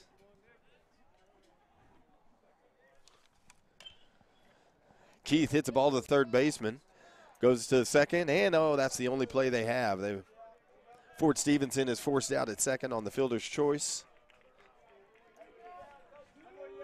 And that's 2 down here in the bottom of the third inning. And just like Kieran said, yeah, look at the pace of this game. Pace is picking up, but I guess the Bethany coach is not pleased with the pace, and he's going to slow it down. And he's bringing a pitcher. Not only is he coming out of the dugout to talk to the pitcher, he's bringing his own pitcher with him. And it looks like that's going to do it for Cody Shoemaker here for the Broncos. He may have been pretty high up in the pitch count. We haven't been keeping track of pitches up here, but while it's only the bottom of the third, he's getting ready to go through the lineup for the third time, so it makes sense. Mm-hmm.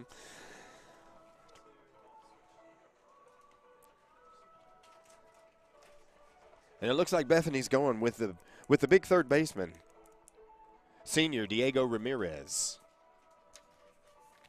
Yeah, looking here, it looks like Cody Schumacher's thrown 57 pitches, so he's had a good night's work.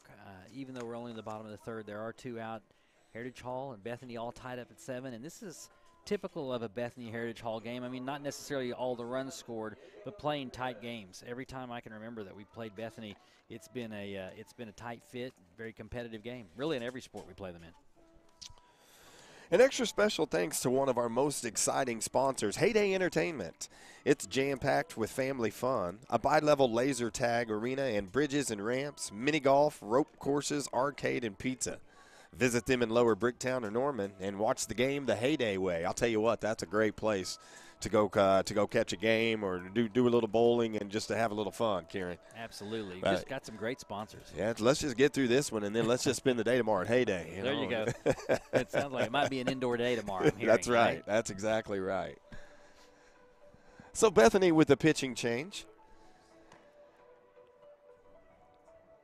Chargers coming up with back to the leadoff, Jake LaForce, left fielder, senior Jake LaForce. We got 2 outs here in the bottom of the third inning, still knotted up at 7 apiece. Jake walked his first time, doubled his last time up. He's going to see if he can prove me wrong. I said on the last one, it's the farthest Jake can hit the ball. So let's see if he can outdo that and prove me wrong here and put one up against the wall. Second baseman Nick Keith on first base. Max Hardberger on deck.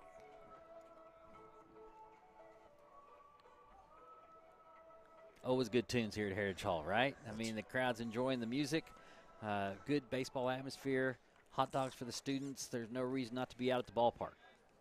The new pitcher once again for Bethany, Diego Ramirez. Started the game off here at third base for him, now on the mound, and his first pitch is called a strike to Jake LaForce. Looks like he brings a little bit more velocity to the mound. We'll see what he does with the off-speed stuff, but his fastball there certainly has a little bit more hump on it than the last pitcher, Schumacher. Coach Seymour going with the hooded sweatshirt there at third base. Attempted pickoff move to Nick Keith over at first. He's in safely. 0-1 count to LaForce. Got Jackson Jobe in the hole.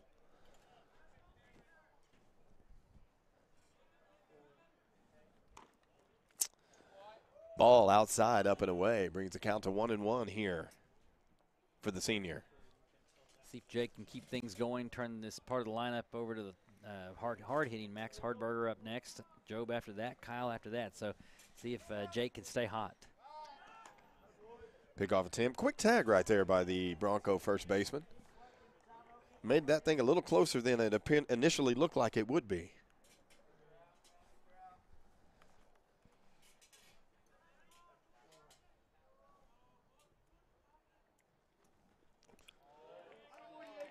LaForce with the swing and miss. We got a 1-2 count. Jake was upset with himself on that time. It looked like he got a little bit of an off-speed pitch, expecting the fastball, and by the time Jake swung, the ball was on the plate. But he's got 2 strikes, and he had the double with 2 strikes the last time. Another pickoff attempt to Keith.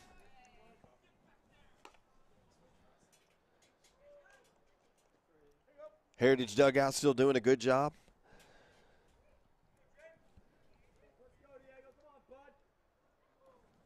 And the ball up and away. They got to pace themselves a little bit because it's a doubleheader, and we got a long way to go. I think Coach Seymour, he might bring another jacket out by the time we get into the second game. He looks like he's got a hoodie and khaki pants on over there. Well, he's going to continue to talk about these uniforms. After the first 2 innings, yeah, they're all out of energy over there. And there goes the runner, and LaForce hits the ball to center field. Center fielder was playing shallow, and he goes back on the play, and he drops it. It's off the heel of the glove. That's why you keep running right there, young Nick Keith.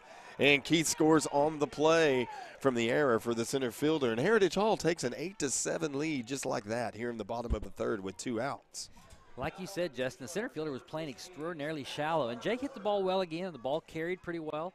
Was probably drifting a little bit away, but center fielder got planted under that ball, and I think he felt like he'd already caught it. He went right off the heel of his glove. So many times you see a young player, too, kind of assume that catch and pull up midway through second and third, and the young Nick Keith did a good job there legging that out. That goes to some good coaching here at Heritage Hall as well, and the staff. You know, there's a level of play that's expected here. He ran hard all the way through, and you're right, because had he not, he would not have scored, and that's the go-ahead run. So the Chargers take another lead now, this time 8-7. Brings up center fielder Max Hardberger. First pitch, ball 1. That one called a strike. We got a 1-1 count here. 2 outs, bottom of the third inning. I think in large part the Heritage Hall hitters will enjoy this velocity a little bit more. It's about the speed you like to hit it if you like to hit. And the pitch in low and away in the dirt. Nice block by the catcher. Had a short look at LaForce over there at first base. Jake doing a good job anticipating that pass ball. Gets a 2-1 count to Hardberger.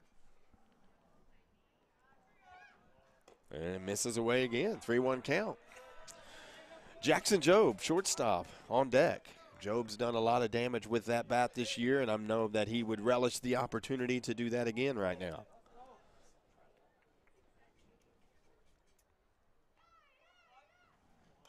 Oh, nice cut by Hardberger. Ball was a little bit up. A little bit up, but it was right in his wheelhouse, too. He wanted that pitch. It's about letter high, and he took an excellent hack at it. Just missed it, just hit under just a bit, but boy, that's a good swing. Max really has made significant strides, over the last 3 years as a baseball player. We're all full with 2 outs. LaForce will be on the move right here.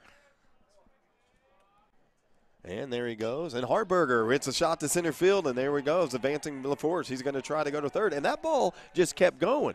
And I believe they're going to send LaForce right here, and here's the relay play at the plate, and LaForce is in safely, gets past the catcher. Hardberger moves up to third on the play. I'll tell you what, he's had quite a night on those bases. He really has. He's now 3 for 3. 2 singles and a double. We give him a double on that play. We advanced to third on the throw home. Center fielder, shortstop made a nice relay, one hopper to the catcher, and had he made the catch, he would have had the tag for the out, but he forgot to catch the ball, and Jake slid in safely. Hardberger swinging a hot bat right now. Heritage Hall takes a 9-7 lead here, and that brings up shortstop Jackson Job with 2 outs here in the bottom of the third inning. Yeah, Max came into the game hitting .414, and he's 3 for 3 tonight, so he's probably getting close to .450. That's just incredible. And Job lays off a pitch in the dirt there, breaking ball and low. 1-0 count. Bethany seems to have had some little bit of troubles in the outfield tonight. Some balls in the gap and some balls that may have should have been fielded, dropped in front of them, and so little difficulty for the Bethany outfielders. And there's Job hitting a ball on the back fringe to the shortstop, tries to make a great play, but Jobs beats it out, which scores Hardberger on the play, and Heritage takes a 10-7 lead here in the bottom of the third inning. A lot of good damage done with 2 outs. That was a hard hit ball by Jackson Job. Shortstop Lawson went deep in the hole, made a nice slick fielding play, but Jackson's got way too much speed and beat that play out for a single rather easily. So Job reaches safely, which brings up third baseman, junior number 2, Landry Kyle. Diego Ramirez on the mound for the Broncos. Ball low and away to Kyle. Landry is looking for his first hit of the game. He has a sacrifice line drive and then a hard hit ground ball to the third base. And he's actually barreled the ball up twice. It has nothing to show for it, but except for 2 RBIs. Misses down and away again. Landry Kyle, our Fuzzies feature player of the game. Jackson Job at first base. reached safely on a ball hit deep to the shortstop. Shortstop made a good play knocking it down, but just too late to get Job. 2-0 count on Kyle here, bottom of the third. Ooh, attempted pickoff. There's that quick tag that the Bethany first baseman has. Job went back in, standing up. 2-0 count on Kyle. 2 outs here. And Job off and running. Got a great jump on that play. Kind of timed up the pitcher there. The catcher made it a little bit closer with Job not sliding at second base than it should have been. Yeah, I think Jackson thought that they weren't going to even make the throw. He got such a running lead, but he almost lulled himself into getting tagged out on the back because the throw came from the catcher, and it was a strong throw. 2-1 count on Kyle. Job advances to second, stolen base. Landry a little bit behind that pitch there. Maybe a little fooled. 2-2 count right here. I think he was fooled. He looked like he was looking for something else. Swing was late behind the fastball, and so 2-2 count. See if Landry can drive another 2-out run in. Job with the lead at second base. And a ball in on Kyle as the Heritage Hall dugout tells him to wear it. 3-2 count right here, all loaded up for all full right here for Landry. That would have been on the kneecap at about 83, 84 miles an hour, so I think Landry decided he would not wear that one on the kneecap. And Landry has had a tough week fouling 2 balls off of his ankle, and so I don't think he had any desire to that. And Landry hit a ball hard down left field line, just foul, just by about a foot. Yeah, Landry in earlier games, it was fouled a ball off his foot. He finished the play out, but did not come out for the next inning. And then, of course, first at bat the next game, you know what's going to happen. Fouls it off the same foot. So Landry had no desire right there to wear anything. Put a good swing on that ball. You know, he's hit – that's another ball he's hit hard so far in the evening. 3-2 count for Kyle, 2 outs here. Job still at second and gets another running start. And Landry does wear that one, takes it off the left shoulder. Yeah, the sad part about that is now Job's got to go back to second. I mean, again, he got a running lead, walking to running lead off of second base, easily had third base stolen.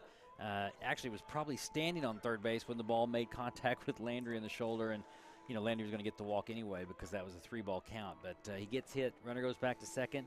I mentioned earlier that if we could get a hit, you know, in the 9-hole and turn this lineup over, really Jake got it going, LaForce in the leadoff spot, that this inning might go on for a while. Now we're up 10-7. Millspaw with a quick word for the pitcher Ramirez, and that brings up senior catcher Mark Smith. Runners at first and second for Heritage. 2 outs here in the bottom of the third inning. 3 runs have crossed the plate already.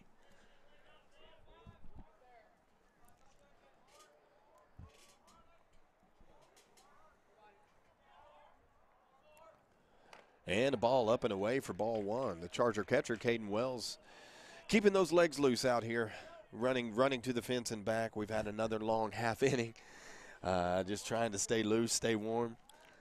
Temperature dropping just a little bit here.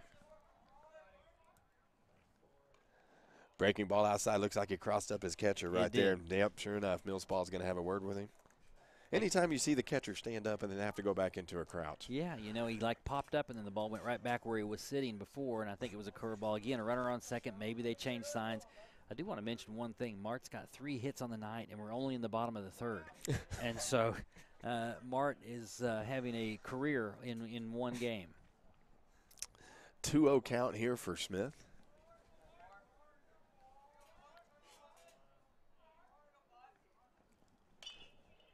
Nice hack at it. Fouled straight back over the concession stand here at Stadium 11. Diamond Club does a great job with the concessions here. Always hamburgers and hot dogs. Free hot dogs for the students here at Heritage Hall. And not just Heritage Hall students, but any student that's here for the games. Diamond Club does a great job. 2-1 pitch here to Mart Smith. Fouls it off again. To the left side. Charger runners will retreat to their respective bases. Landry Kyle at first base. Jackson Job still at second. 2-2 count, 2 outs.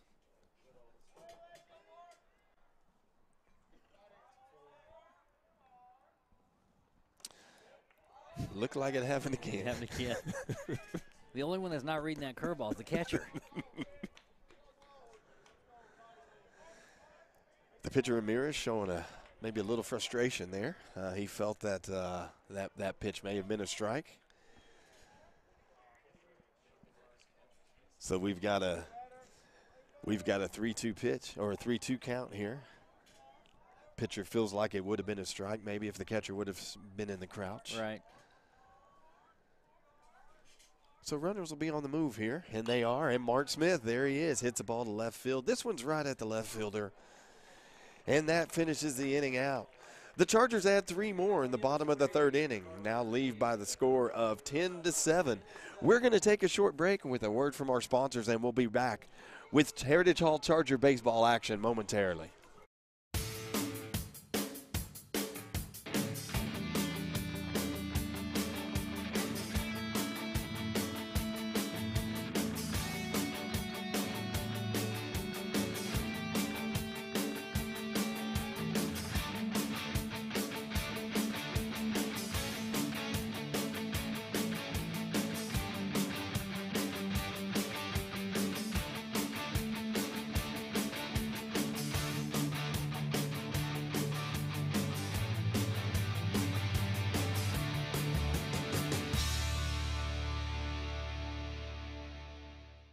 When you walk into Fuzzy's Taco Shop, you'll know you're in the right place.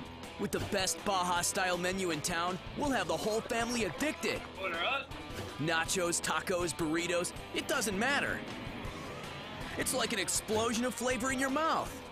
We know you've had a long day, and you deserve a break. So, bring the crew to one of the Fuzzy's Taco Shop locations in Norman, Oklahoma City, or Stillwater. Welcome to your new addiction. Eat. And we're back. Welcome back. 10-7 ball game. Heritage Hall with the lead. Heritage added 3 more in the bottom of the 3rd inning, taking the 10-7 lead. Caden Wells still on the mound for Heritage. Other defensive alignments have remained the same. LaForce in left field. We still have Harburger playing center. Range Faulkner over in right. Bowen Bridges at first base. Nick Keith at second. Jackson Jobe at third. Jackson Jobe, at shortstop. Landry Kyle at third. And Mark Smith still behind the plate. Caden Wells has come in, done a good job in the 1 inning that he's pitched so far, and doing a good job is just getting out of the inning with no runs in this game. Exactly. Caden threw a shutout inning last half with a double play ball to help him out, and I think with the Bethany team, I think at the bottom of the order you can get them out with strikes. They do have several good hitters at the top of the order, but the bottom part of the order throw strikes and just let them hit it. Bethany sends second baseman Hayden Stoops to the plate here to lead off the top of the 4th. Still activity going on in the Heritage Hall bullpen.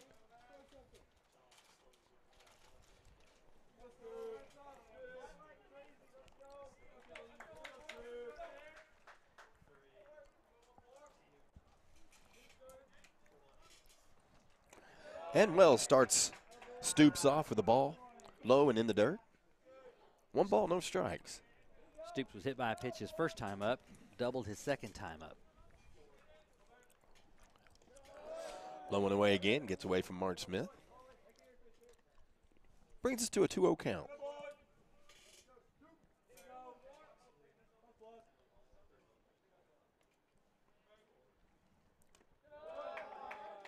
Just a little bit down that time. Pitch looked like it was over the plate, but a little bit down low. So 3-0 count. Caden wants to get back in the count here and give his defense a chance to play.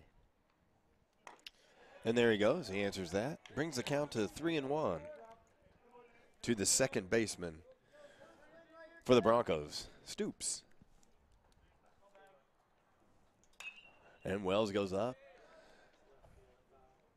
Ball's going to be foul. Foul ball down the line as Jake LaForce gives chase. He's going to go ahead and pick up that ball and get it in. Got a full count now, so an opportunity to come all the way back from a 3-0 count. See if you can get the leadoff hitter out, which would be a good idea with the 3-hole, 4-hole coming up. Outfield playing about midway.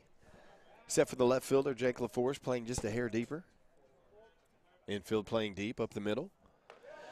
And ball 4. Caden Wells misses up top there to the second baseman for the Broncos. So we got a leadoff hitter on, base on balls. And that brings up the big first baseman for the Broncos, Peyton Tolley. Caden was a little upset with himself that time. Tried to throw a 3-2 off-speed pitch. Not sure if it was a curveball or not, but he didn't like his release point, and that's what he was frustrated with himself about. Good lead by Steve Stoops over there at first base. Held on by Bowen Bridges. Fakes the steal, and that ball is outside to Tolley. 1-0 count. Tolley's got a walk and a single. Certainly looks capable of hitting the ball a long ways. Pickoff attempt over there. Runner back in safely.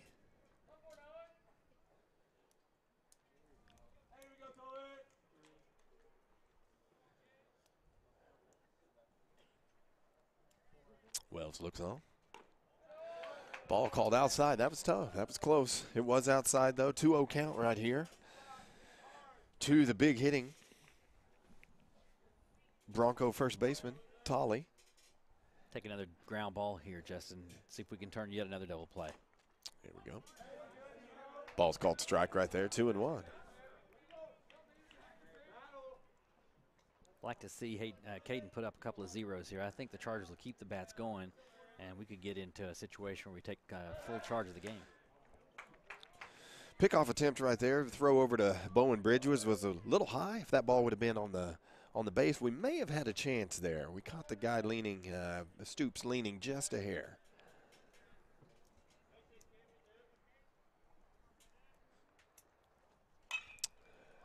And Tolley with a big fly ball to center fielder, Max Hardberger underneath it. Makes the play halfway out there for the runner as he retreats to first base, and Hardberger gets the ball back in. Good job right there by Caden Wells. Yeah, Caden did a good job. Got a pitch out over the plate. Tolley drove it. He's a big kid. Hit the ball high. Fairly deep center field, I guess. Max made the play look easy, and he's very comfortable out there in center field these days. And this brings up the pitcher for the Broncos, Diego Ramirez. Little off-speed pitch there called strike. 0-1 pitch. Caden likes to work fast, and that's a good thing. He gets the ball, gets right back up on the mound, and wants to bring it home again. 1-1 count. Top of the fourth inning, Heritage Hall leading 10-7 over the visiting Bethany Broncos. Hayden Stoops for the Broncos, the runner at first base. And a ball hit right down the line, foul by about a foot past Landry Kyle. We'll let that one go. Diego Ramirez for Bethany started at third base tonight. Came in relief in the third inning for the starting pitcher, Cody Schumacher. Jake decided he'd run enough, and he let somebody else go get that ball. The ball wound up about a foot foul, so I guess that's outside Jake's territory. That's right. Ball low and away right there. Ramirez gave it a little bit of thought. Gave it a little bit of a thought right there. And with 2 strikes, he should, because it was pretty close. Absolutely. 2-2 count right here, 1 out. Top of the fourth inning. And ball hit to Jackson Jobe, who's going to second base with the force. Nice play right there by Jobe, going to Nick Keith to force Hayden Stoops at second base. Very well done. Jackson went deep in the hole, backhand, stopped his momentum by getting down to a knee, and had the wherewithal to get the throw out quickly. Made the play over at second base. Keith covering. So Caden Wells is working on his scoreless inning. We've got 2 outs here in the top of the fourth. Caden came in relief in the second inning of Brigham Evans.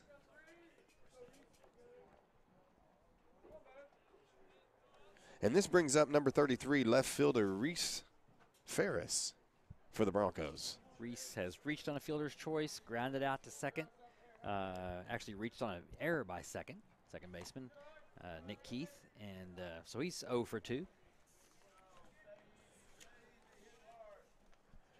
Courtesy runner in for the pitcher, Diego Ramirez.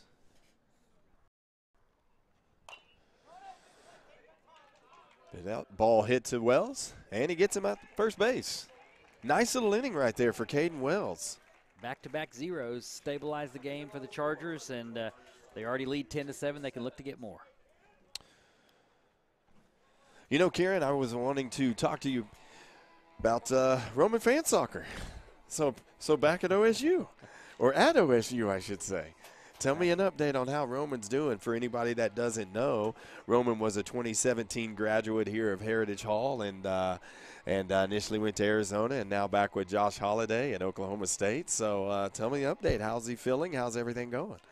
You know, things are going well. I appreciate you bringing it up. You know, the Heritage Hall program has reached a level now where I think it's expected that kids are going to play beyond the high school level. I see the freshmen and sophomores here that are already thinking about that. And some of them actually getting talked to by colleges already, and they're only sophomores. So Roman had a couple of great opportunities and chose to go to Arizona. Unfortunately, was injured.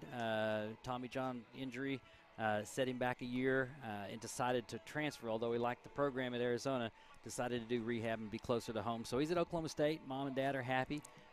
We get to see him a little bit more. Still working on getting healthy, but the game plan is hopefully to throw in the summer and be good part of the team, great Oklahoma State program next year. Such an incredible career Roman had here at Heritage Hall, and you know, the impact that he made on this program is going to be felt for a number of years. You know, I think Roman was, you know, came in with kind of when the new staff came around here and the new attitude of Heritage Hall baseball was kicked off, and I know Roman had a big part to do with that. I appreciate that. There were a lot of people involved with it. A lot of you start with Breck Draper and the coaching staff, and obviously Jordan Seymour carrying out that tradition here, and just a handful of players that I think got the program restarted from the '99 championship they won 15 years ago. You can see the banners now, and I see great things for Heritage Hall in the future. Absolutely. We're moving to the bottom of the fourth inning. Right fielder Range Faulkner leading off. 10-7 ball game here. Heritage Hall leads the Bethany Broncos. Range got hit by a pitch first time up, struck out his second time up, so looking for his first hit of the game. Look out over there. Coach Hansen with the quick feet. Faulkner fouling a ball into the Heritage Hall dugout. That gives us a count of 1-1 right here early on. We've got Diego Ramirez still on the mound for the Broncos.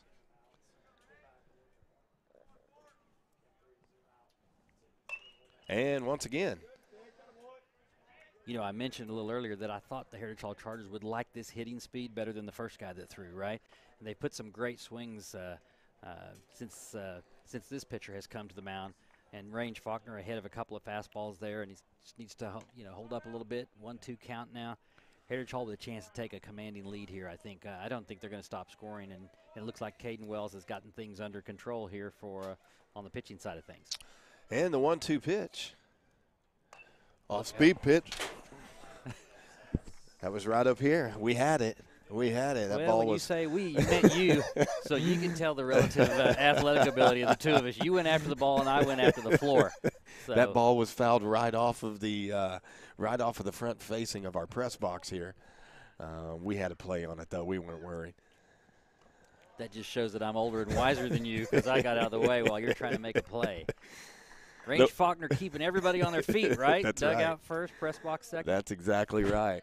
The 1-2 pitch for Faulkner is low and away. It brings us 2-2. No outs here in the bottom of the fourth inning.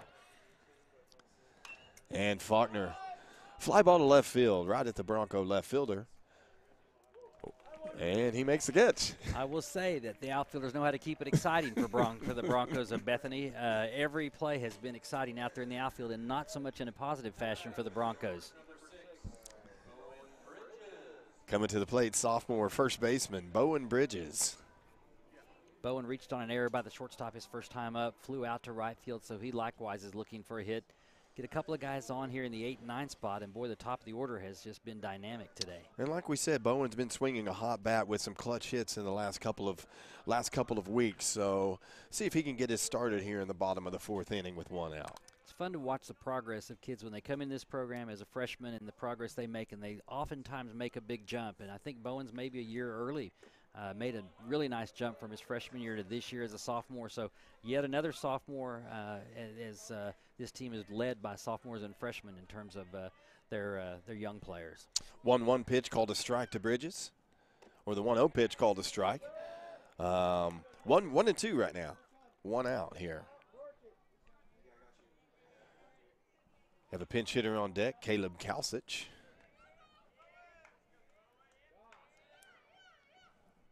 And Bridges fouls it straight back. Pitch was probably a little bit up, but protecting the plate with 2 strikes. Good hard cut with 2 strikes, fouled it off, and has life still at the plate. Looks like Kalsich will be hitting for the freshman Gannon Allen. Caleb Kalsich, also a freshman himself. So some of the younger guys getting some work today. It's a double hitter. It's going to be all hands on deck, I think. And the breaking ball is a called third strike for Bowen Bridges, who goes down looking. That's the first time that the curveball hasn't fooled a catcher. You know, his pitcher, his battery mate was so upset with him in the last inning because he literally took a strike away from his pitcher when he bailed out of a curveball. And that time he stayed at home, and that definitely fooled the hitter. And that's what the pitcher for Bethany, Ramirez, has been telling us all day long. I'm telling you, it's coming back to the strike zone, right? Just give it time. That time, for sure, Bowen Bridges was fooled. He didn't expect the curveball either. He buckled on it. It was a good pitch, and he's a strikeout victim. That brings freshman Caleb Kalsich to the plate. Caleb has not seen that much action here at the varsity level. Takes a nice little hack right there on his first pitch. 0-1 count here with 2 outs in the bottom of the 4th. Maybe we'll witness history. He's 0 for 4 in the year for the varsity team, and so he's looking for his first varsity hit. Somebody remember to throw the ball back to the dugout if he gets it, right? That's exactly right. That's exactly right. We're going to put that one in the case for him. The 0-1 pitch, called strike. He got to earn it first, though, doesn't he? Got to earn it. It's great for these freshmen to get an opportunity, though. It's going to be a competitive battle for positions next year with all these young kids coming back next year. Don't only lose 3 or 4 seniors. That's right. 0-2 count here on the freshman Kalsich. And a breaking ball. Goes down swinging. In fairness to Kalsich, that was a big league curveball. That may have been the best curveball I've seen tonight. That was a good one. So Heritage ends the bottom of the 4th inning with no runs. Leads by the score of 10-7, and we're going to take a break. We'll be back right after this with more Heritage Hall baseball.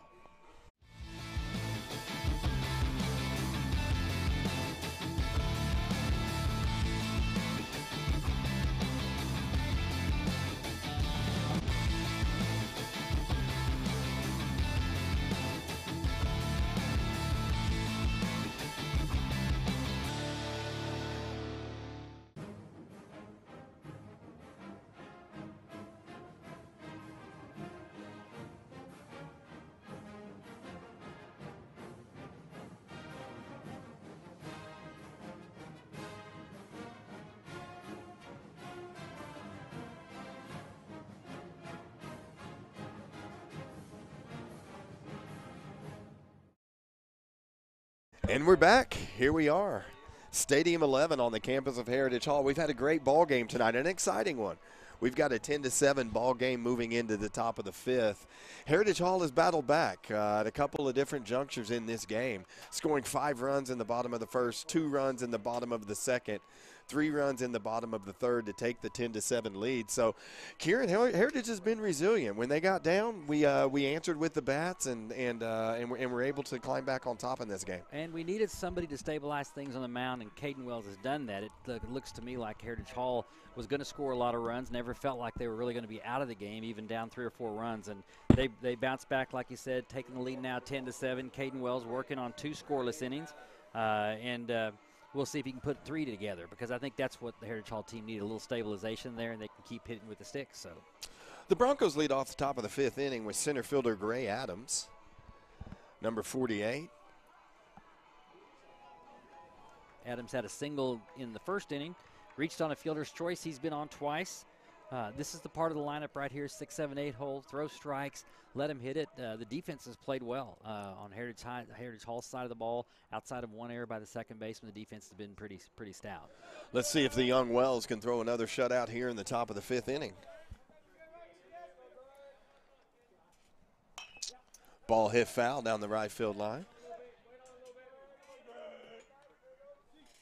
Wells feels comfortable going out of the stretch. So a lot of pitchers do that. They just have a comfort level, feel a little bit more in control, less moving parts than they have in the windup.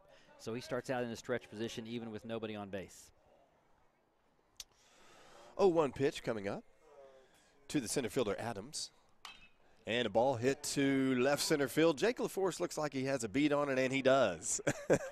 And a little fist pump in the process. So Jake almost thought about overrunning that ball a little bit and then put on the brakes and was right there to make the play. He wanted to get to the spot in a hurry, and he got there. And like you said, he had to reach up a little bit to make the catch. That was a well-hit ball, driven into left center field, but Jake made the catch. The Heritage Hall outfield has been pretty stout with Max Harburger leading the way in center field, and Jake's played a lot of left field. Even going back to early in his career, he got some time out in left field.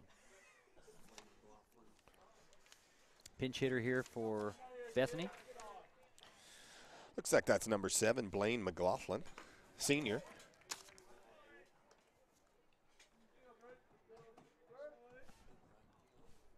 So Caden is doing exactly what we talked about, and that is coming out, throwing strikes. Don't just as I say that, he hits a batter. But so I got to quit talking so loud. I said the guy, one kid doesn't throw a curveball, and then he struck us out on a curveball. And so that pitch got away from Caden Wells and hit the pinch hitter right in the back. So just what I was talking about, keep these runners off base. I haven't been convinced that they can hit at the ball. High. Strike one here on the big catcher, Biggie Millspaw. Millspaw got a hit the last time up. He's 1 for 2. He looked a little surprised by the hit, to be honest with you. So I'm not sure. We don't have their batting averages, but he got a loud jeer from his dugout, which indicated to me that maybe he doesn't have that many base hits. But solid hit into center field last time. I also think if he hits a ground ball, it'll be a good chance for a double play for the Chargers. Playing Millspaw straight away and hits it back in the same spot. Here comes Harburger charging hard. He's going to have a play at first base right here with a big arm, and he does. The batter gets back, or the runner gets back safely for the Broncos. That's the second out right there. Millspaw hit that ball well. He put it right on the line. Harburger made the play look nice and easy, and we were talking about how players have made progress in the program. And you look back to Max Harburger as a freshman, got a little bit of a chance to play. Sophomore, more of a chance to play, and played quite a bit. And obviously last year as a junior, he was an everyday player. And Max has become really an outstanding baseball player, leading the team in hitting outside of Colby Lewis. Barreling the ball up and really playing a comfortable center field. And he made that play look easy and was thinking about the double play. Now hitting for Bethany. Here's Brandon Parsons. Ball hit right to Caden Wells. Got the sure play right there. The sure out there at first base with Bowen Bridges. And there we go. We're going at warp speed now. We are moving at warp speed. We might get these things in before it's all said and done. 10-7 ball game right here, midway through the 5th inning. And Heritage Hall has just really settled into a rhythm and continue to get those bats going and maintaining this 3-run lead that we took over here in the 3rd inning. Caden Wells now put back-to-back scoreless innings. Just what we talked about earlier, that we can play some defense. Heritage Hall's got a pretty good defensive club, and if you just let them put the ball in play, go out and make plays, and it'll give us a chance to win every time. You know, a shout out to another amazing sponsor, Heritage Energy FC Soccer. Kick it with the city's best soccer team. Single game and season tickets are available at 235-KICK or online at energyfc.com. And you know, Kieran, the Charger debate team had a great showing at the Oklahoma 6A State Debate Championship this past weekend. The sophomore duo of Sam Ring and Jasmine Lee finished prelims undefeated as the number 2 seed before losing in the quarterfinals. The junior duo of Seth Salim and Alex Wynn also finished prelims undefeated and lost in semifinals to the eventual champion, a senior team from Jinx High School, even the debate team. Well, I'll tell you about the debate team. First, you cut a break because the names were pretty easy.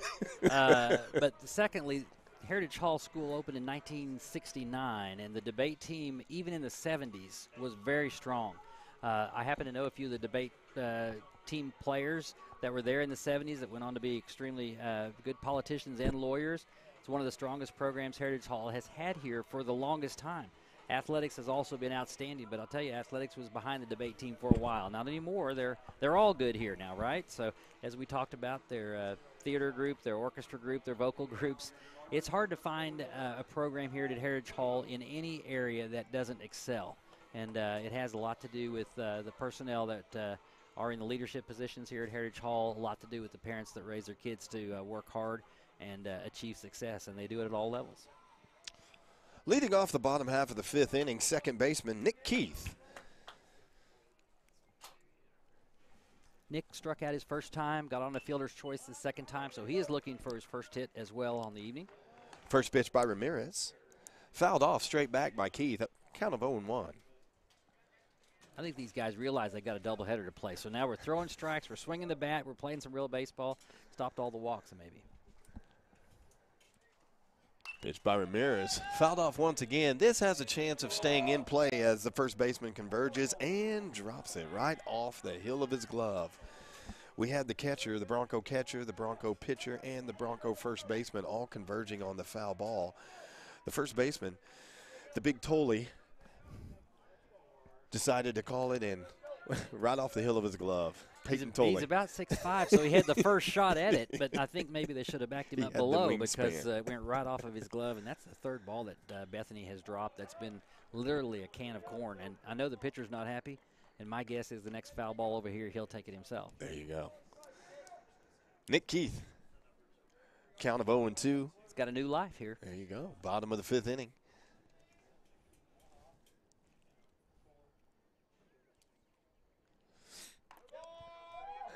And the breaking pitch looked pretty good. Pretty good. Maybe a little bit up right there. Called a ball by the umpire. Brings our count to 1-2 here. Nick did a pretty decent job of hanging in there in that curveball. Probably got him the call. The ball was a little up. The pitcher certainly thought it was a strike. And another breaking ball right there. Catcher digs it out of the dirt, catches it on the fly, and Nick Keith is out swinging. Well, the book is you want to hit one of the first two pitches because he's got his curveball going pretty good now. And that ball, again, just like the one he threw at the last inning, that ball dropped about 18 inches, and that's a tough pitch to hit at any level. That brings up the senior left fielder, Jake LaForce. Jake has had another fine evening, coming off of a great game last night as well. Hit the ball hard twice, got a double to show for it. Long fly out. Actually, that ball was dropped when he hit that. And the ball right back up the middle gets through for LaForce.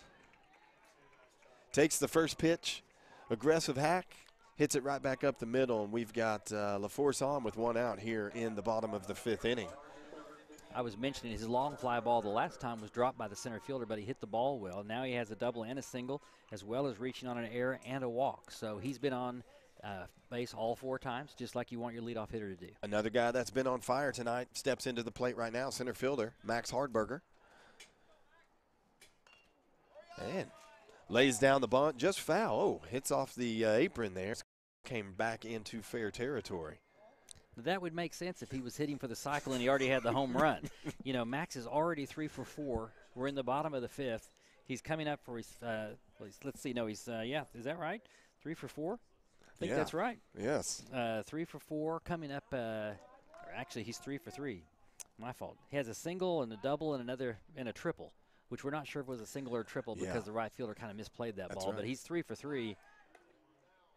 But him and Mark Smith as well. You know, you're thinking about Mark Smith. Thinking about Mark, yeah. Well, I know one thing. If I barrel the ball up 3 times, I'm not bunting the next time. But I'm not sure. Maybe Jordan gave him the bunt signal. But 1 out, Jake LaForce on first. 0-1 count here for Hardberger. And the ball misses way up and away. 1-1 count. Jackson Jobe on deck. Jackson, another fine evening. Having a very solid year. Great production. They did give him a triple. So, like I said, he hit the ball hard enough, and when you're playing at home, the hometown scorekeeper gives you a triple. And Hardberger hits a ball deep to left field. Left fielder's camped underneath it. Never anything routine with this Bethany outfield. He makes the catch there, and LaForce retreats back to first base for the second out of the inning, which brings up shortstop, sophomore Jackson Jobe.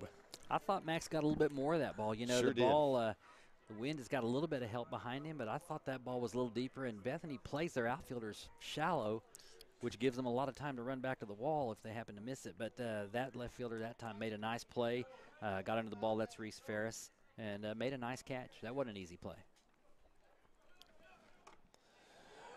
First pitch to Jobe, so swings through it for strike 1. Jake LaForce still at first base. 2 outs here in the bottom of the 5th inning. Heritage leads this game 10-7. Jackson's 1 for 3 on the game. Reached on an error by the shortstop his first time up, had a strikeout, and then had a nice single his last time up. The Joby chant has been revived in the Heritage Hall dugout now that we're moving at a rocket pace here. We're getting the dugout back involved in this ball game. See if we can score another 2-out run. We've had several 2-out runs early in the game. And Job hits a ball at shortstop, charges hard, and gets him at first base, and that retires the side. Good player. Heritage Hall, no runs, bottom of the 5th inning, still lead by a score of 10-7. We're going to take a break, and we'll be right back with more Heritage Hall baseball right after this.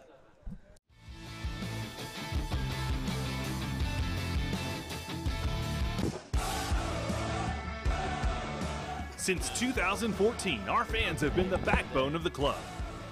Fans keep supporting us on the field, in the community, and are the driving force of our success. Our fans create an exciting atmosphere that drives charisma, excellence, and passion. Energy fans, we thank you and welcome you to year number 5.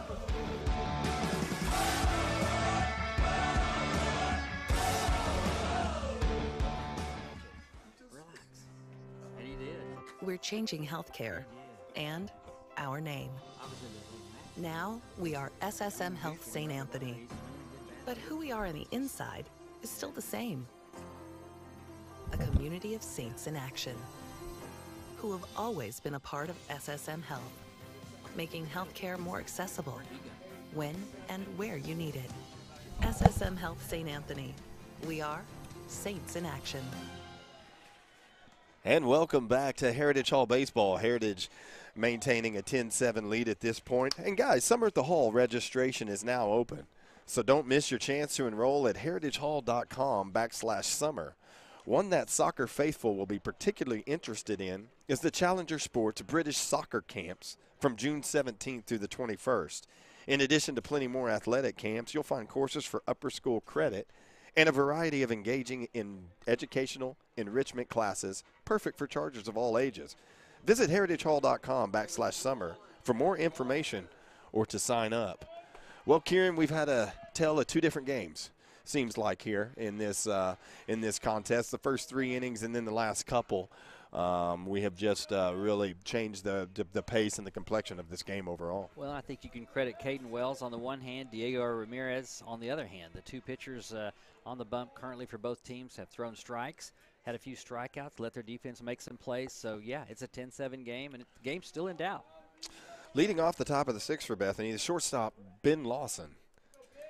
So this will be an important inning. This is top of the order for Bethany, and they've produced so far this evening. 1-1 count here on the shortstop Lawson. As the wind begins to blow here just a little bit at the stadium. Lawson takes a ball foul deep to the left side.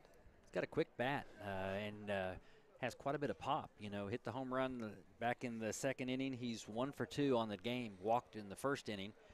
So this is an important guy to get out. 1-2 count here. Wells trying to get the Bronco leadoff hitter.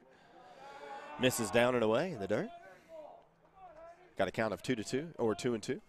You can see the Heritage Hall coaches have some respect there on a 1-2 pitch, trying to get him with the soft stuff here. And he hits the ball right at Max Hardberger in center field. Oh, and Max hits off the glove. Ball goes through the fence.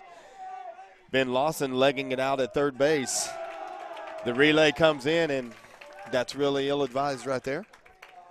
That ball may have carried a little bit more than Max felt it was going to. Kind of pulled up a little bit and reached up to grab it, and it just hit off the edge of his glove right there. We talked about baseball being a tough game, right? And I have just been commenting on how much Max has improved with his outfield play over the years, and he's very comfortable out there. And he had a pretty comfortable approach to that ball, and I think he felt like he had it all the way.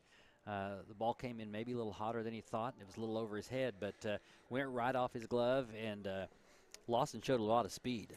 Obviously, leadoff hitter. He cruised into third base, and there was a risk that he might actually go all the way around the bases. But this game's still very much in doubt, Justin. It's 10-7. I think everybody's relaxed a little bit because Caden Wells had shut the door on Bethany, and it looked like maybe we were going to get through this first game and just sail through. But now a pitching change, and we're going to bring in the closer. Following the error, that's going to end the book for Caden Wells. Well, he's responsible for the runner at first. But here we're going to bring up Jackson Job, the shortstop. Going to come in. We've used him a lot this year as a closer in this role. Comes in. Jackson Job is a hard thrower. He's a kid that comes in and throws 100% on every pitch. Right. And and he does a good job for us. It'll be important to find the strike zone early and to just pound with strikes. We also have a defensive replacement at third base. Brigham Evans, who started the game on the mound, has now come in to play third base for the Chargers. Let me give you a couple of stats with Jackson Job. I've gotten a chance to see him throw a couple times. Obviously a live arm. Only a sophomore. Like you said, has played in the closer role a little bit, but also had some starts. Jackson throws hard. He's about 84, 86. It'll look about 90 compared to what we've seen tonight. In addition, he's got a nice curveball. Here's the thing, averaging 2 strikeouts per inning. He's thrown 18 innings this season, 36 strikeouts. That's big league if you can average 2 strikeouts an inning. And Coach Seymour bringing him in the right spot. I mean, you call him a closer. It's only the 6th inning, but at the same time, it's the right part of the order.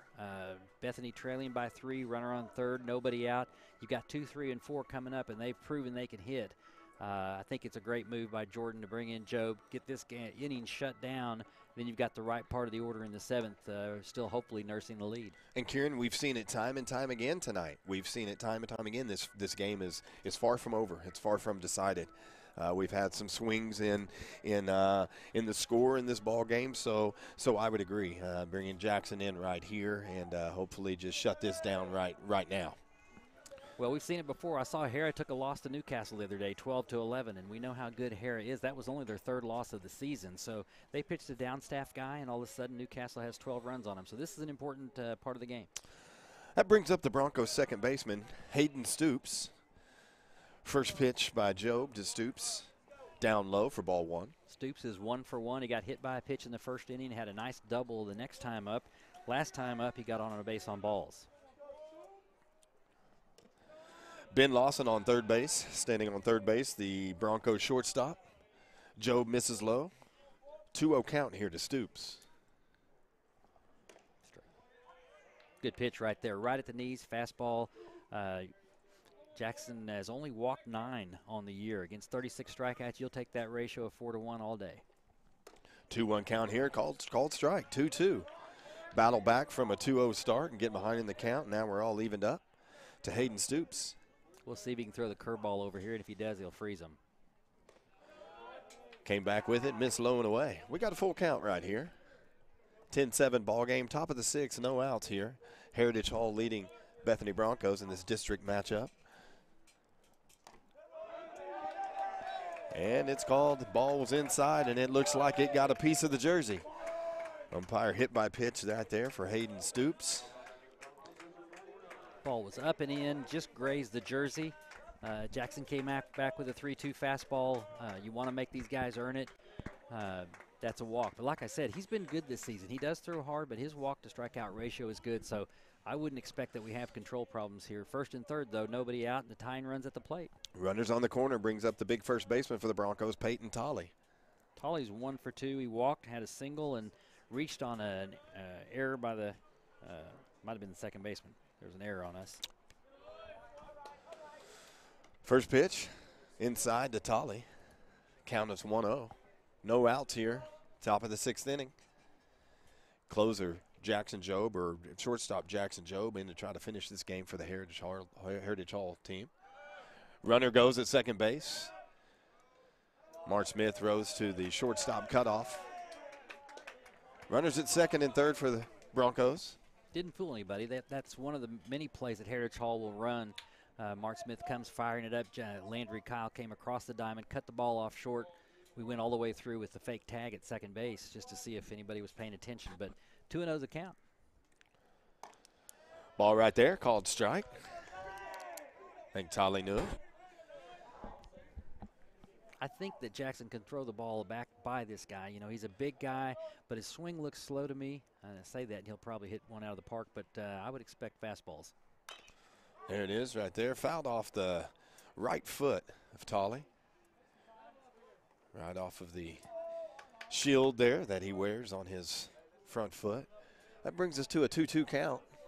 He's had a little bit of a tough night this evening. You know, a couple of drop balls, the drop from the shortstop across the diamond, the drop on the pop fly right in front of us. So I feel like he probably thinks he needs to do something for his team offensively here. The 2-2 pitch got him right there, locked him up on the outside corner. He knew it. He made a swift jog back to the dugout. That's one out right there, getting the number 3 hitter for the Broncos, and that brings the leadoff hitter, pitcher Diego Ramirez, to the plate. Runners at second and third. 3-run lead for the Chargers. One out here, top of the 6th inning. Good curveball. That's backdoor curveball by Jackson Jobe, and left him standing. Another good curveball. There it is again. He's locating that right now. Drops that in for strike 1 to the Bronco cleanup hitter.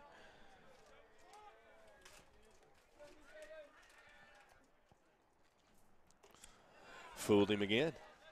Out in front. They're not seeing the curveball at all. So if Jackson gets the curveball over, he'll be dominating. He's got a live arm, and with the fastball he's got, it brings that curveball. He's got options here. Curveball in the dirt, fastball up. Either one's a strikeout pitch. 0-2 count. Here we go. Looks like he's going away. Ooh. Almost right over the corner. I mean, he wanted that ball more off the plate, and he was going to look for a swinging strike. He actually almost caught the corner about letter high. Called a ball, 1-2 right here. One out. I think coming back with a curveball here is what we're going to see. And he sure did. Ball's in the dirt. Smith picks it up. Throws it to Bridges for the out. And that's the second out here in the top of the 6th inning. Bronco runners still at second and third, and that brings up the left fielder, Reese Ferris. So Jackson has his average, 2 strikeouts per inning. There's 2. We might get a bonus strikeout here. Ferris so far reached on the fielder's choice, an error by the second baseman. Fastball there. Ferris hits it to shallow left field. Kyle going out. Once again, good move, I think, by Jordan Seymour. It's the right time to bring Jackson in. Sometimes we talk about this, you know, a closer is not just the 9th inning guy. The closer is the guy that get the outs that are the most critical in the game, and that's what that was. 2, 3, and 4 hitter, runner on third, nobody out. Jackson comes in, retires the side, had a hit batsman, but no damage otherwise, no runs. That's just as valuable as a closer in the bottom of the last inning. A huge thank you to Stanley's Graduation Services, offering Jostens products and conveniently located in Edmond. For all your high school grad needs, class rings, letter jackets, announcements, and championship rings, celebrating moments that matter. Stanley Graduation Services. We have a couple of rings floating around this place. Just a few. There's a few that have come out of this place with more rings than fingers. Just some tremendous all-around athletes. You know the great thing about Heritage Hall, too, and the size of the school and the way the coaches and administrators work together, kids are often encouraged to play all the sports. And they're given the opportunity. The coaches work together because there's crossover in seasons. For instance, Jake LaForce, he was with the basketball team all the way through championships Saturday. Unfortunately, Heritage Hall didn't win the championship this year against Kingfisher after beating them a year ago. And then Jake comes right out here, and then the coaches work him into the lineup, and here he is today. So, yeah, there's been tremendous success across the board in men's and women's sports, and just a lot of fun. We're not short on state championships around here. And you look at Jackson Jobe, the state champion quarterback here with our Heritage Hall with our high school football team this past year. So his first year at the school. You see that up and down. Yeah. Welcome to the school. How about playing quarterback? See it up and down in every program at Heritage, which is great. That brings Landry Kyle to the plate here in the bottom of the 6th. The pitcher. I'm sorry. Go ahead. Seems like Landry has made great contact, hit the ball all over the field, and yet to have a hit. But he does have 2 RBIs. Had a nice shot to center field for a sacrifice fly, a hard hit ball to third, thrown out 5-3. Another hard hit ball. There it is, right there. That one's down the line. We're getting that one. Kyle running a great 90 right there. The ball rattles off the fence. Stand-up double right there for Landry Kyle as the ball comes back in. Like Nostradamus. I'm going to call you the Tony Romo of baseball today. Well, you can tell when someone's swinging a hot bat. And Landry's swinging a good bat. He had a couple of hits last night. He was in a slump, He was when they went to Sulphur and played the Sulphur Davis tournament. Landry had a tough time there with the bat. Turned it around in a hurry over the last week, and has really swung a good bat. You can tell, the approach at the plate is, I want to hit it. I'm not looking for a walk. Give me something to hit, and he put a barrel on that one. Following the stand-up double by Kyle, that brings catcher Mark Smith to the plate. With no outs here in the bottom of the 6th inning and a 10-7 lead for your Chargers. So Mark is 3 for 4 on the night, hit the ball hard really all 4 times. He flew out one time to the left field, but otherwise hit the ball hard. Ball one outside. Right fielder ought to recognize Mark. he's had a night, you know, so far trying to keep up with the shots going left of him, right of him, and see if Mark can get another one out there. Diego Ramirez still on the mound for the Broncos. Ball up and away. 2-0 count. Curveball really comes out of his hand funny. You know, it looks like a Nerf ball coming out of his hand. It almost rises out of his fingertips before it starts spinning downward. So it's a hard pitch to read. And Heritage Hall really hadn't hit it yet.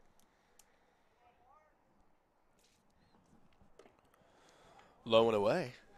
3-0 pitch to Mark Smith. Range Faulkner on deck. Hey, when you're right fielder. When you're 3 for 4 and you've hit the ball hard 4 times, you got a green light right here if you're mine. Green lighting. And you got a guy at scoring position. I'd like to see Mark drive him in.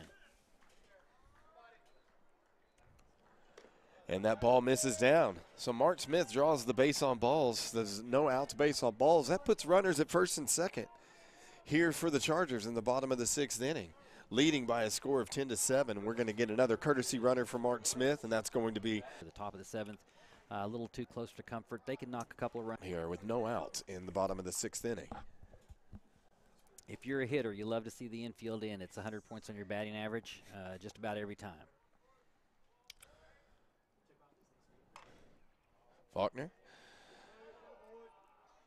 He's wearing out that left side. Back to the Heritage dugout. I'd say the dugout ought to stay loose, stay alive up here. Same with us. You know, he shot one up this way too. So Range got to find one between the 2 white lines and drive in a couple of runs here. Courtesy runner Colby Lewis still at second base.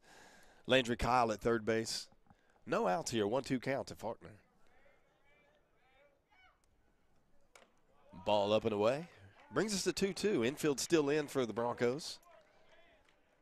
I think they know, Justin, that 1 more run, 2 more runs is going to put the game away. So it's important for them to try to shut things down here. Important for Range to make good contact here. The 2-2. Range hits a fly ball to left field. Shortstop going out. Left fielder coming in. Kyle tagging on the play. Here comes the throw to the plate, and he's safe. Colby Lewis moves up to third base on the play, and nice sacrifice fly by Faulkner there to score Landry Kyle. I'll give that run to Jordan Seymour because that ball was not hit far enough to be a sacrifice fly. And the only reason that Jordan sent him, especially with nobody out, is the way the left fielder played it. He didn't play behind the ball. It became very apparent that he was going to catch the ball flat-footed. Once you do that, with Landry's speed, it's an easy score. But otherwise, you play the ball correctly in left field. That's not a scoring play that time. It's certainly not with nobody out.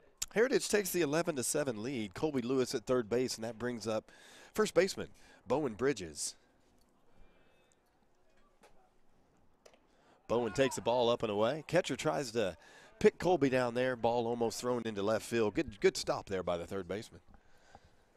Bowen so far is looking for his first hit of the night, 0 for 3. He's reached on an error by the shortstop, flew out to the right fielder, struck out his last time up. Ramirez on the mound for the Broncos. Pitch to Bridges, low and away. Bridges in a good hitting count here, Justin. 2 balls, no strikes. Wants to hit the fastball. The curveball is pretty difficult, and I don't think Bowen's seen a lot of good curveballs this young in his career, so he's going to get a fastball here on 2-0. There it is, fastball, good hack. Bridges takes a good cut, 2-1. Infield still in for the Broncos with Colby Lewis at third base. That was the pitch to hit, too, and he may get another one, but that was a good pitch, and he took a great rip. He was looking fastball, got it, put a good swing on it, trying to drive the 12th run in for the Heritage Hall Chargers.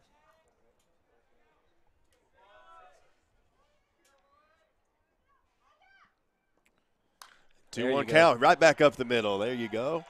Bowen Bridges with a big turn, scoring Colby Lewis. Heritage Hall takes a 12-7 lead, and just as you called it, got another good pitch to hit right there. He did. He got a 2-1. You wanted him to get that hit before he got in a 2-strike count. Had to face the curveball. It's the difficult pitch to hit. Hit the fastball. With the infield in, that ball goes right through. If the infield's back, got a chance to make the play. Like I said, it improves their batting average. But he hit that ball hard. He squared it up. Heritage with 2 runs scored in the bottom of the 6th with 1 out right now. Takes the 12-7 lead.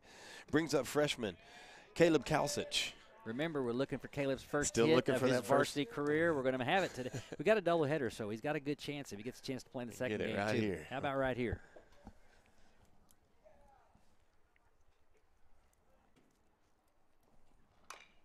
Ball hit to the right side, right to the first baseman.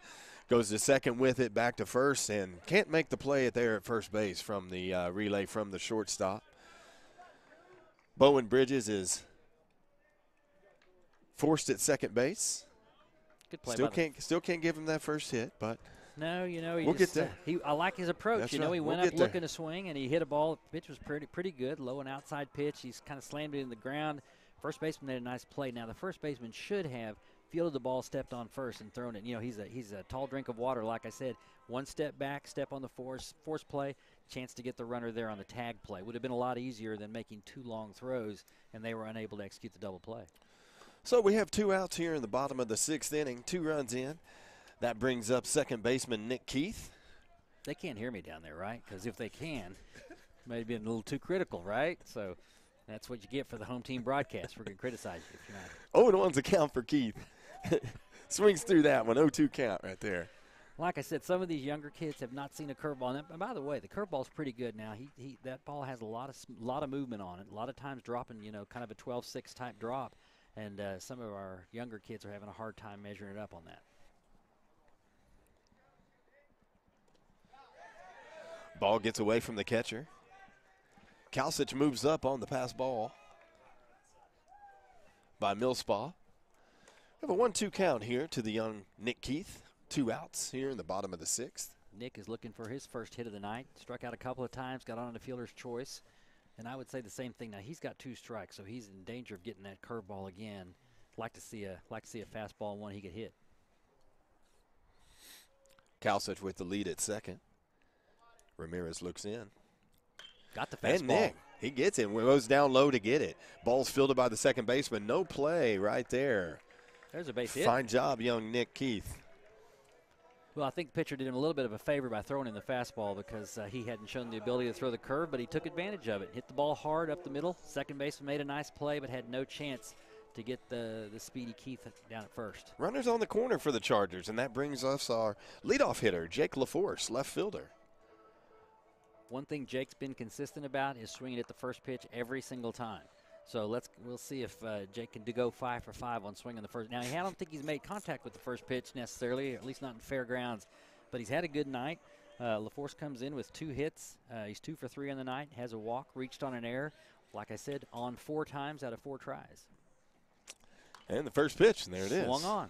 Fouled off the Stevenson Fieldhouse roof. And that's a progression that Jake has made, too. You know, early in his career, didn't have the kind of confidence that he has now. Probably looking for a walk, trying to get on base anyway. He's got a lot of confidence now. He's up there to swing the bat. Keith with a good lead at first base. There's LaForce, gets the breaking ball. Right back to the pitcher. That's a senior swing on a breaking ball there. He knew what was coming, made the adjustment, hit the ball hard, but right back at the pitcher. And the side is retired, but not before Heritage Hall adding 2 more runs in the bottom of the 6th inning.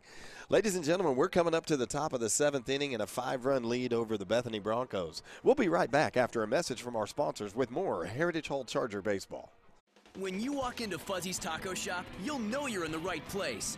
With the best Baja-style menu in town, we'll have the whole family addicted. Order up. Nachos, tacos, burritos, it doesn't matter. It's like an explosion of flavor in your mouth. We know you've had a long day, and you deserve a break. So, bring the crew to one of the Fuzzy's Taco Shop locations in Norman, Oklahoma City, or Stillwater. Welcome to your new addiction. Eat. The world's finest automobiles, featured at Oklahoma City's finest dealership, Mercedes-Benz of Oklahoma City. During the grand opening event, lease a new 2018 Mercedes-Benz GLC 300 SUV for $459 a month. Mercedes-Benz luxury in a new location. It's the grandest of openings. Hi, I'm Todd Bondy, operating partner at Mercedes-Benz of Oklahoma City, and I'd like to personally invite you to the grand opening of our brand new state-of-the-art facility in Edmond off the Broadway Extension. Well, welcome back to the top of the 7th inning. It's been a great ball game here at Stadium 11 on the campus of Heritage Hall as Heritage Hall takes a 5-run lead to the top of the 7th right now. Jackson Jobe in on relief to to close this game out for the Chargers. Finish strong right here and get ready for the game 2 of the evening. We just want to remind everyone we're only going to be broadcasting the first game of the doubleheader tonight, but the Chargers do have another 7-inning affair coming up right after this. So if you want your friends to be entertained, they better turn it on in a hurry. Justin, so far, Heritage Hall 12 runs on 13 hits and 2 errors. Bethany has 7 runs, 7 runs on 5 hits and 2 errors. So Heritage Hall's put the hitting shoes on tonight. That is exactly what we called for in the keys to the game. Leading off, sharp ball hit to Nick Keith and gets the batter.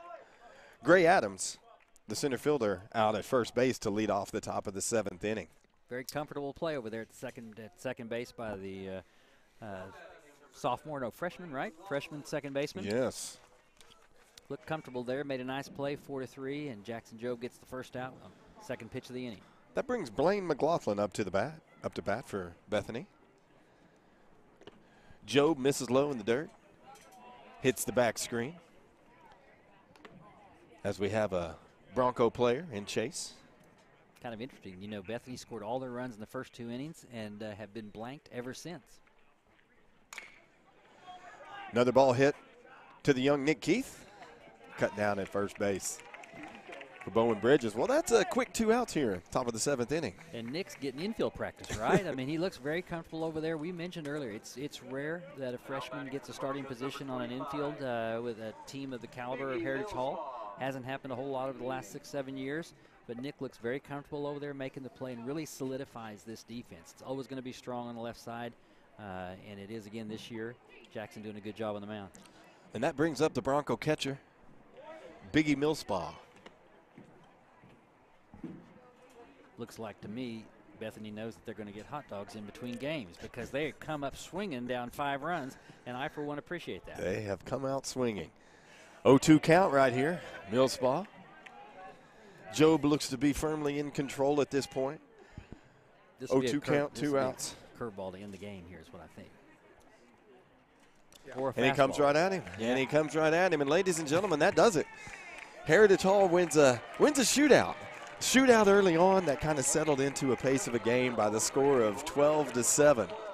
Great district win for the Chargers. Got the bats going tonight. We're going to take a short break, and we'll be right back with your player of the game and more Heritage Hall baseball.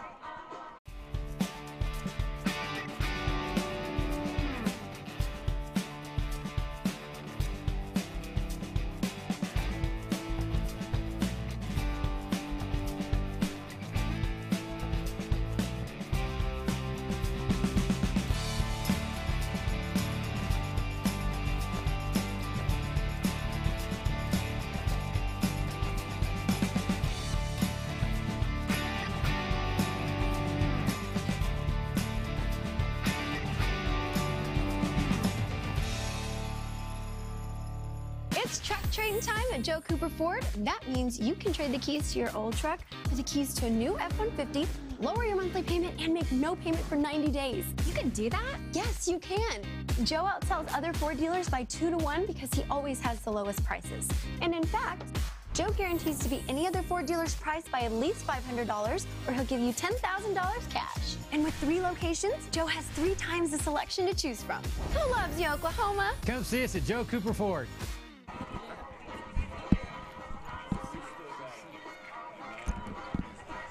Well, that was a great ball game here today. You know, Heritage Hall came out, swung the bats, played a solid game all the way around. You know, what started off to be, somewhat shaky, if you will. We really regained our composure and had a nice win today, Kieran. It really did, Justin. I mean, the game started out more like a football game. At one time, the score's 10-7. Early on, it's a couple of touchdowns and a field goal. And what we needed was, both teams actually, what they were looking for was somebody to come in and stabilize things on the mound. A lot of runners, a lot of walks, a lot of hits in the first 3 innings. I think, the unsung hero is going to be Caden Wells. He came in and when it looked like it was just going to be a free-for-all and shut things down on the pitching side of things, 3 straight innings without a run. He got into a little trouble. Jackson Jobe came in and essentially closed the game in the 6th inning. It's 10-7 game. Part of the order up, runner on third with nobody out. and Jackson Jobe shut him down with no runs. Once he did that, I think the game was in our pocket. But you're right. Early on in the game, first 3 innings, 10 runs. Let's see, 7, 10, 12. First 3 innings, we had 10-7, 17 runs. Last 4 innings, we had 2. And you said it all along, Kieran. You just felt like our sticks would stay hot. You just felt like if we could just shut down Bethany and the run production that they had, that we had a good chance of out hitting them and outscoring them in this game. This team's been a good offensive club most of the years and has scored a lot of runs, and the batting averages are up to the sky. A lot of 300 and 400 hitters on this Heritage Hall team. So I didn't feel like Bethany was going to bring a pitcher to the table that was going to shut us down with either great velocity or great command, and they didn't do that. They threw some strikes, and when they did, Heritage Hall hit them. Once we shut things down defensively, it was going to be a good situation. Charger fans, we're going to be right back. We're going to take a short break and a word from our sponsors, and we'll be right back with our player of the game.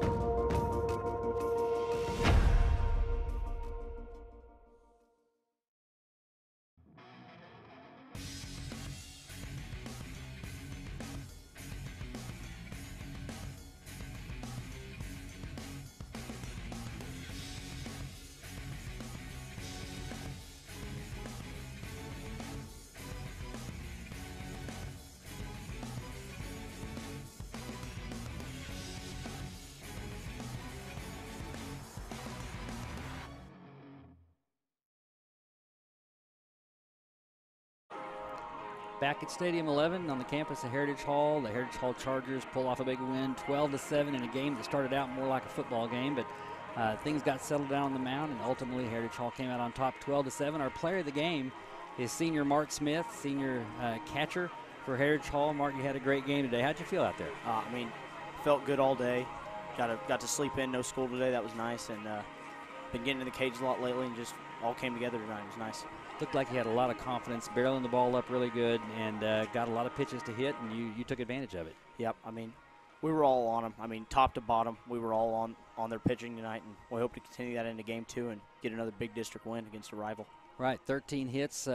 Early on in the game, it looked like it was going to be a really long one. Brigham Evans came out, had a little trouble getting strikes, and when he did throw some strikes, they got some hits. So you got down in a hole early, but did you ever have any lack of confidence that you weren't going to be able to come back into the game? No, I took full trust in our lineup top to bottom. We go into every game expecting to win it with our sticks, not winning with our pitching. We've got great pitching, but we expect to win games with our sticks, and we did that today. And you're getting into the part of the season now where it's time to start winning games and getting on a roll as we go into the playoff season. So it gets important now, rest of the way in, right? Yeah, this is crunch time for us. We're trying to set ourselves up for the best possible scenario for our playoff run, and I think that definitely starts with taking care of business in these district games. This is a senior year. I know you want to go out on a high mark. You've had some great moments here, 4 years at Heritage Hall and a lot of success. What is that experience at Heritage Hall playing baseball here? What has that meant to you? It's been everything. I've had so many influential guys in my life throughout all 4 years, all the seniors that have graduated and mentored me and helped me to become who I am today, and coaches and just everything. It's been great playing here, and I wouldn't trade it for anything. And how does that make you feel as far as being a leader now as your senior year? It's your turn to bring the young guys, and you got a lot of them here on this team. Yeah, I enjoyed it, and I'm excited. You can't be a parent or a fan of Heritage Hall and not be just stoked for the next 4 years with all the young talent we have on the team. And I'm excited to be a part of it and kind of help mold the team for this year and years to come. Three championship runs that you guys have had, been in the state finals all 3 years, right, that you've been here so far, or at least 2 of the 3. Yep. I think these seniors and the older guys on this team know what it means to be a state tournament team, and we're just trying to recreate that and hopefully get back there again this year. Well, really a big game for you. 2 big hits on the night, 2 for 3, double, a triple. They scored that a triple on your first hit. Yeah, that's a generous score. I thought he might have bobbled it a little bit, but Actually, he hit it so hard, he just couldn't get to it. So had 2 RBIs in the night. So a great night for you. Congratulations to you and the team on a big victory. And you got to go out and play another one now. So get strapped on, get ready to go. Appreciate it. Thanks, Mark. Yep. Mark Smith joining us, senior catcher, player of the game for Heritage Hall tonight. Heritage Hall Chargers win the game 12-7. And we're going to take a break and come back and wrap things up. Once again, your final score, Heritage Hall 12, Bethany 7. We'll take a break, come back after this commercial break.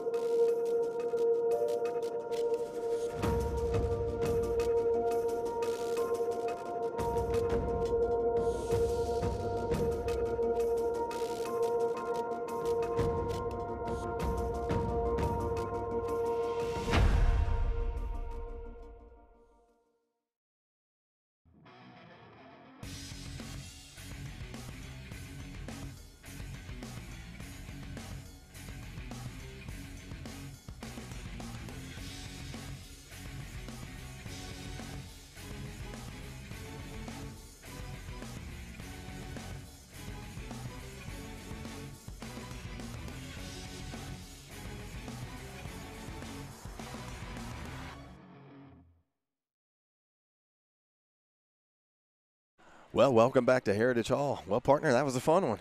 That was always fun when you win. Start with that, but it's especially fun when you overcome some deficits. We had some early deficits, came back twice from behind. And like Mart said there in the interview, the team has a lot of confidence on the offensive side of the ball. They all look like they want to hit, take some good swings. We scored 12 runs tonight, 13 hits. And even some of the hits even some of the hard hit balls that we had that didn't go as hits still barreled it up. So a good offensive club. I know Brigham will be a little disappointed with his start, but he'll get a lot more chances, only a freshman. The Wells kid coming in, Caden Wells, came in and really stabilized the game and actually was, I think, the winning pitcher tonight. I'm sure he gets the win as he was in when the score flipped our way, and he held Bethany scoreless for 3 innings until he was relieved in the 6th inning. So great team effort. Defense played pretty well with just a couple of mess-ups, but otherwise good win. I think that Heritage Hall will try to clean it up a little bit on the defensive side, a little bit better on the mound. As far as Heritage Hall can go as far as the pitching will take them because the hitting's there. Well, that's going to wrap it up for us here at Stadium 11. 12-7 final, Heritage Hall over the Bethany Broncos. We thank you so much for your support of Heritage Hall baseball. And, partner, let's do this one again really quick. I hope they let us. That was a lot of fun. They ask us back, we'll be here. Thank you, and good night. Have a wonderful evening.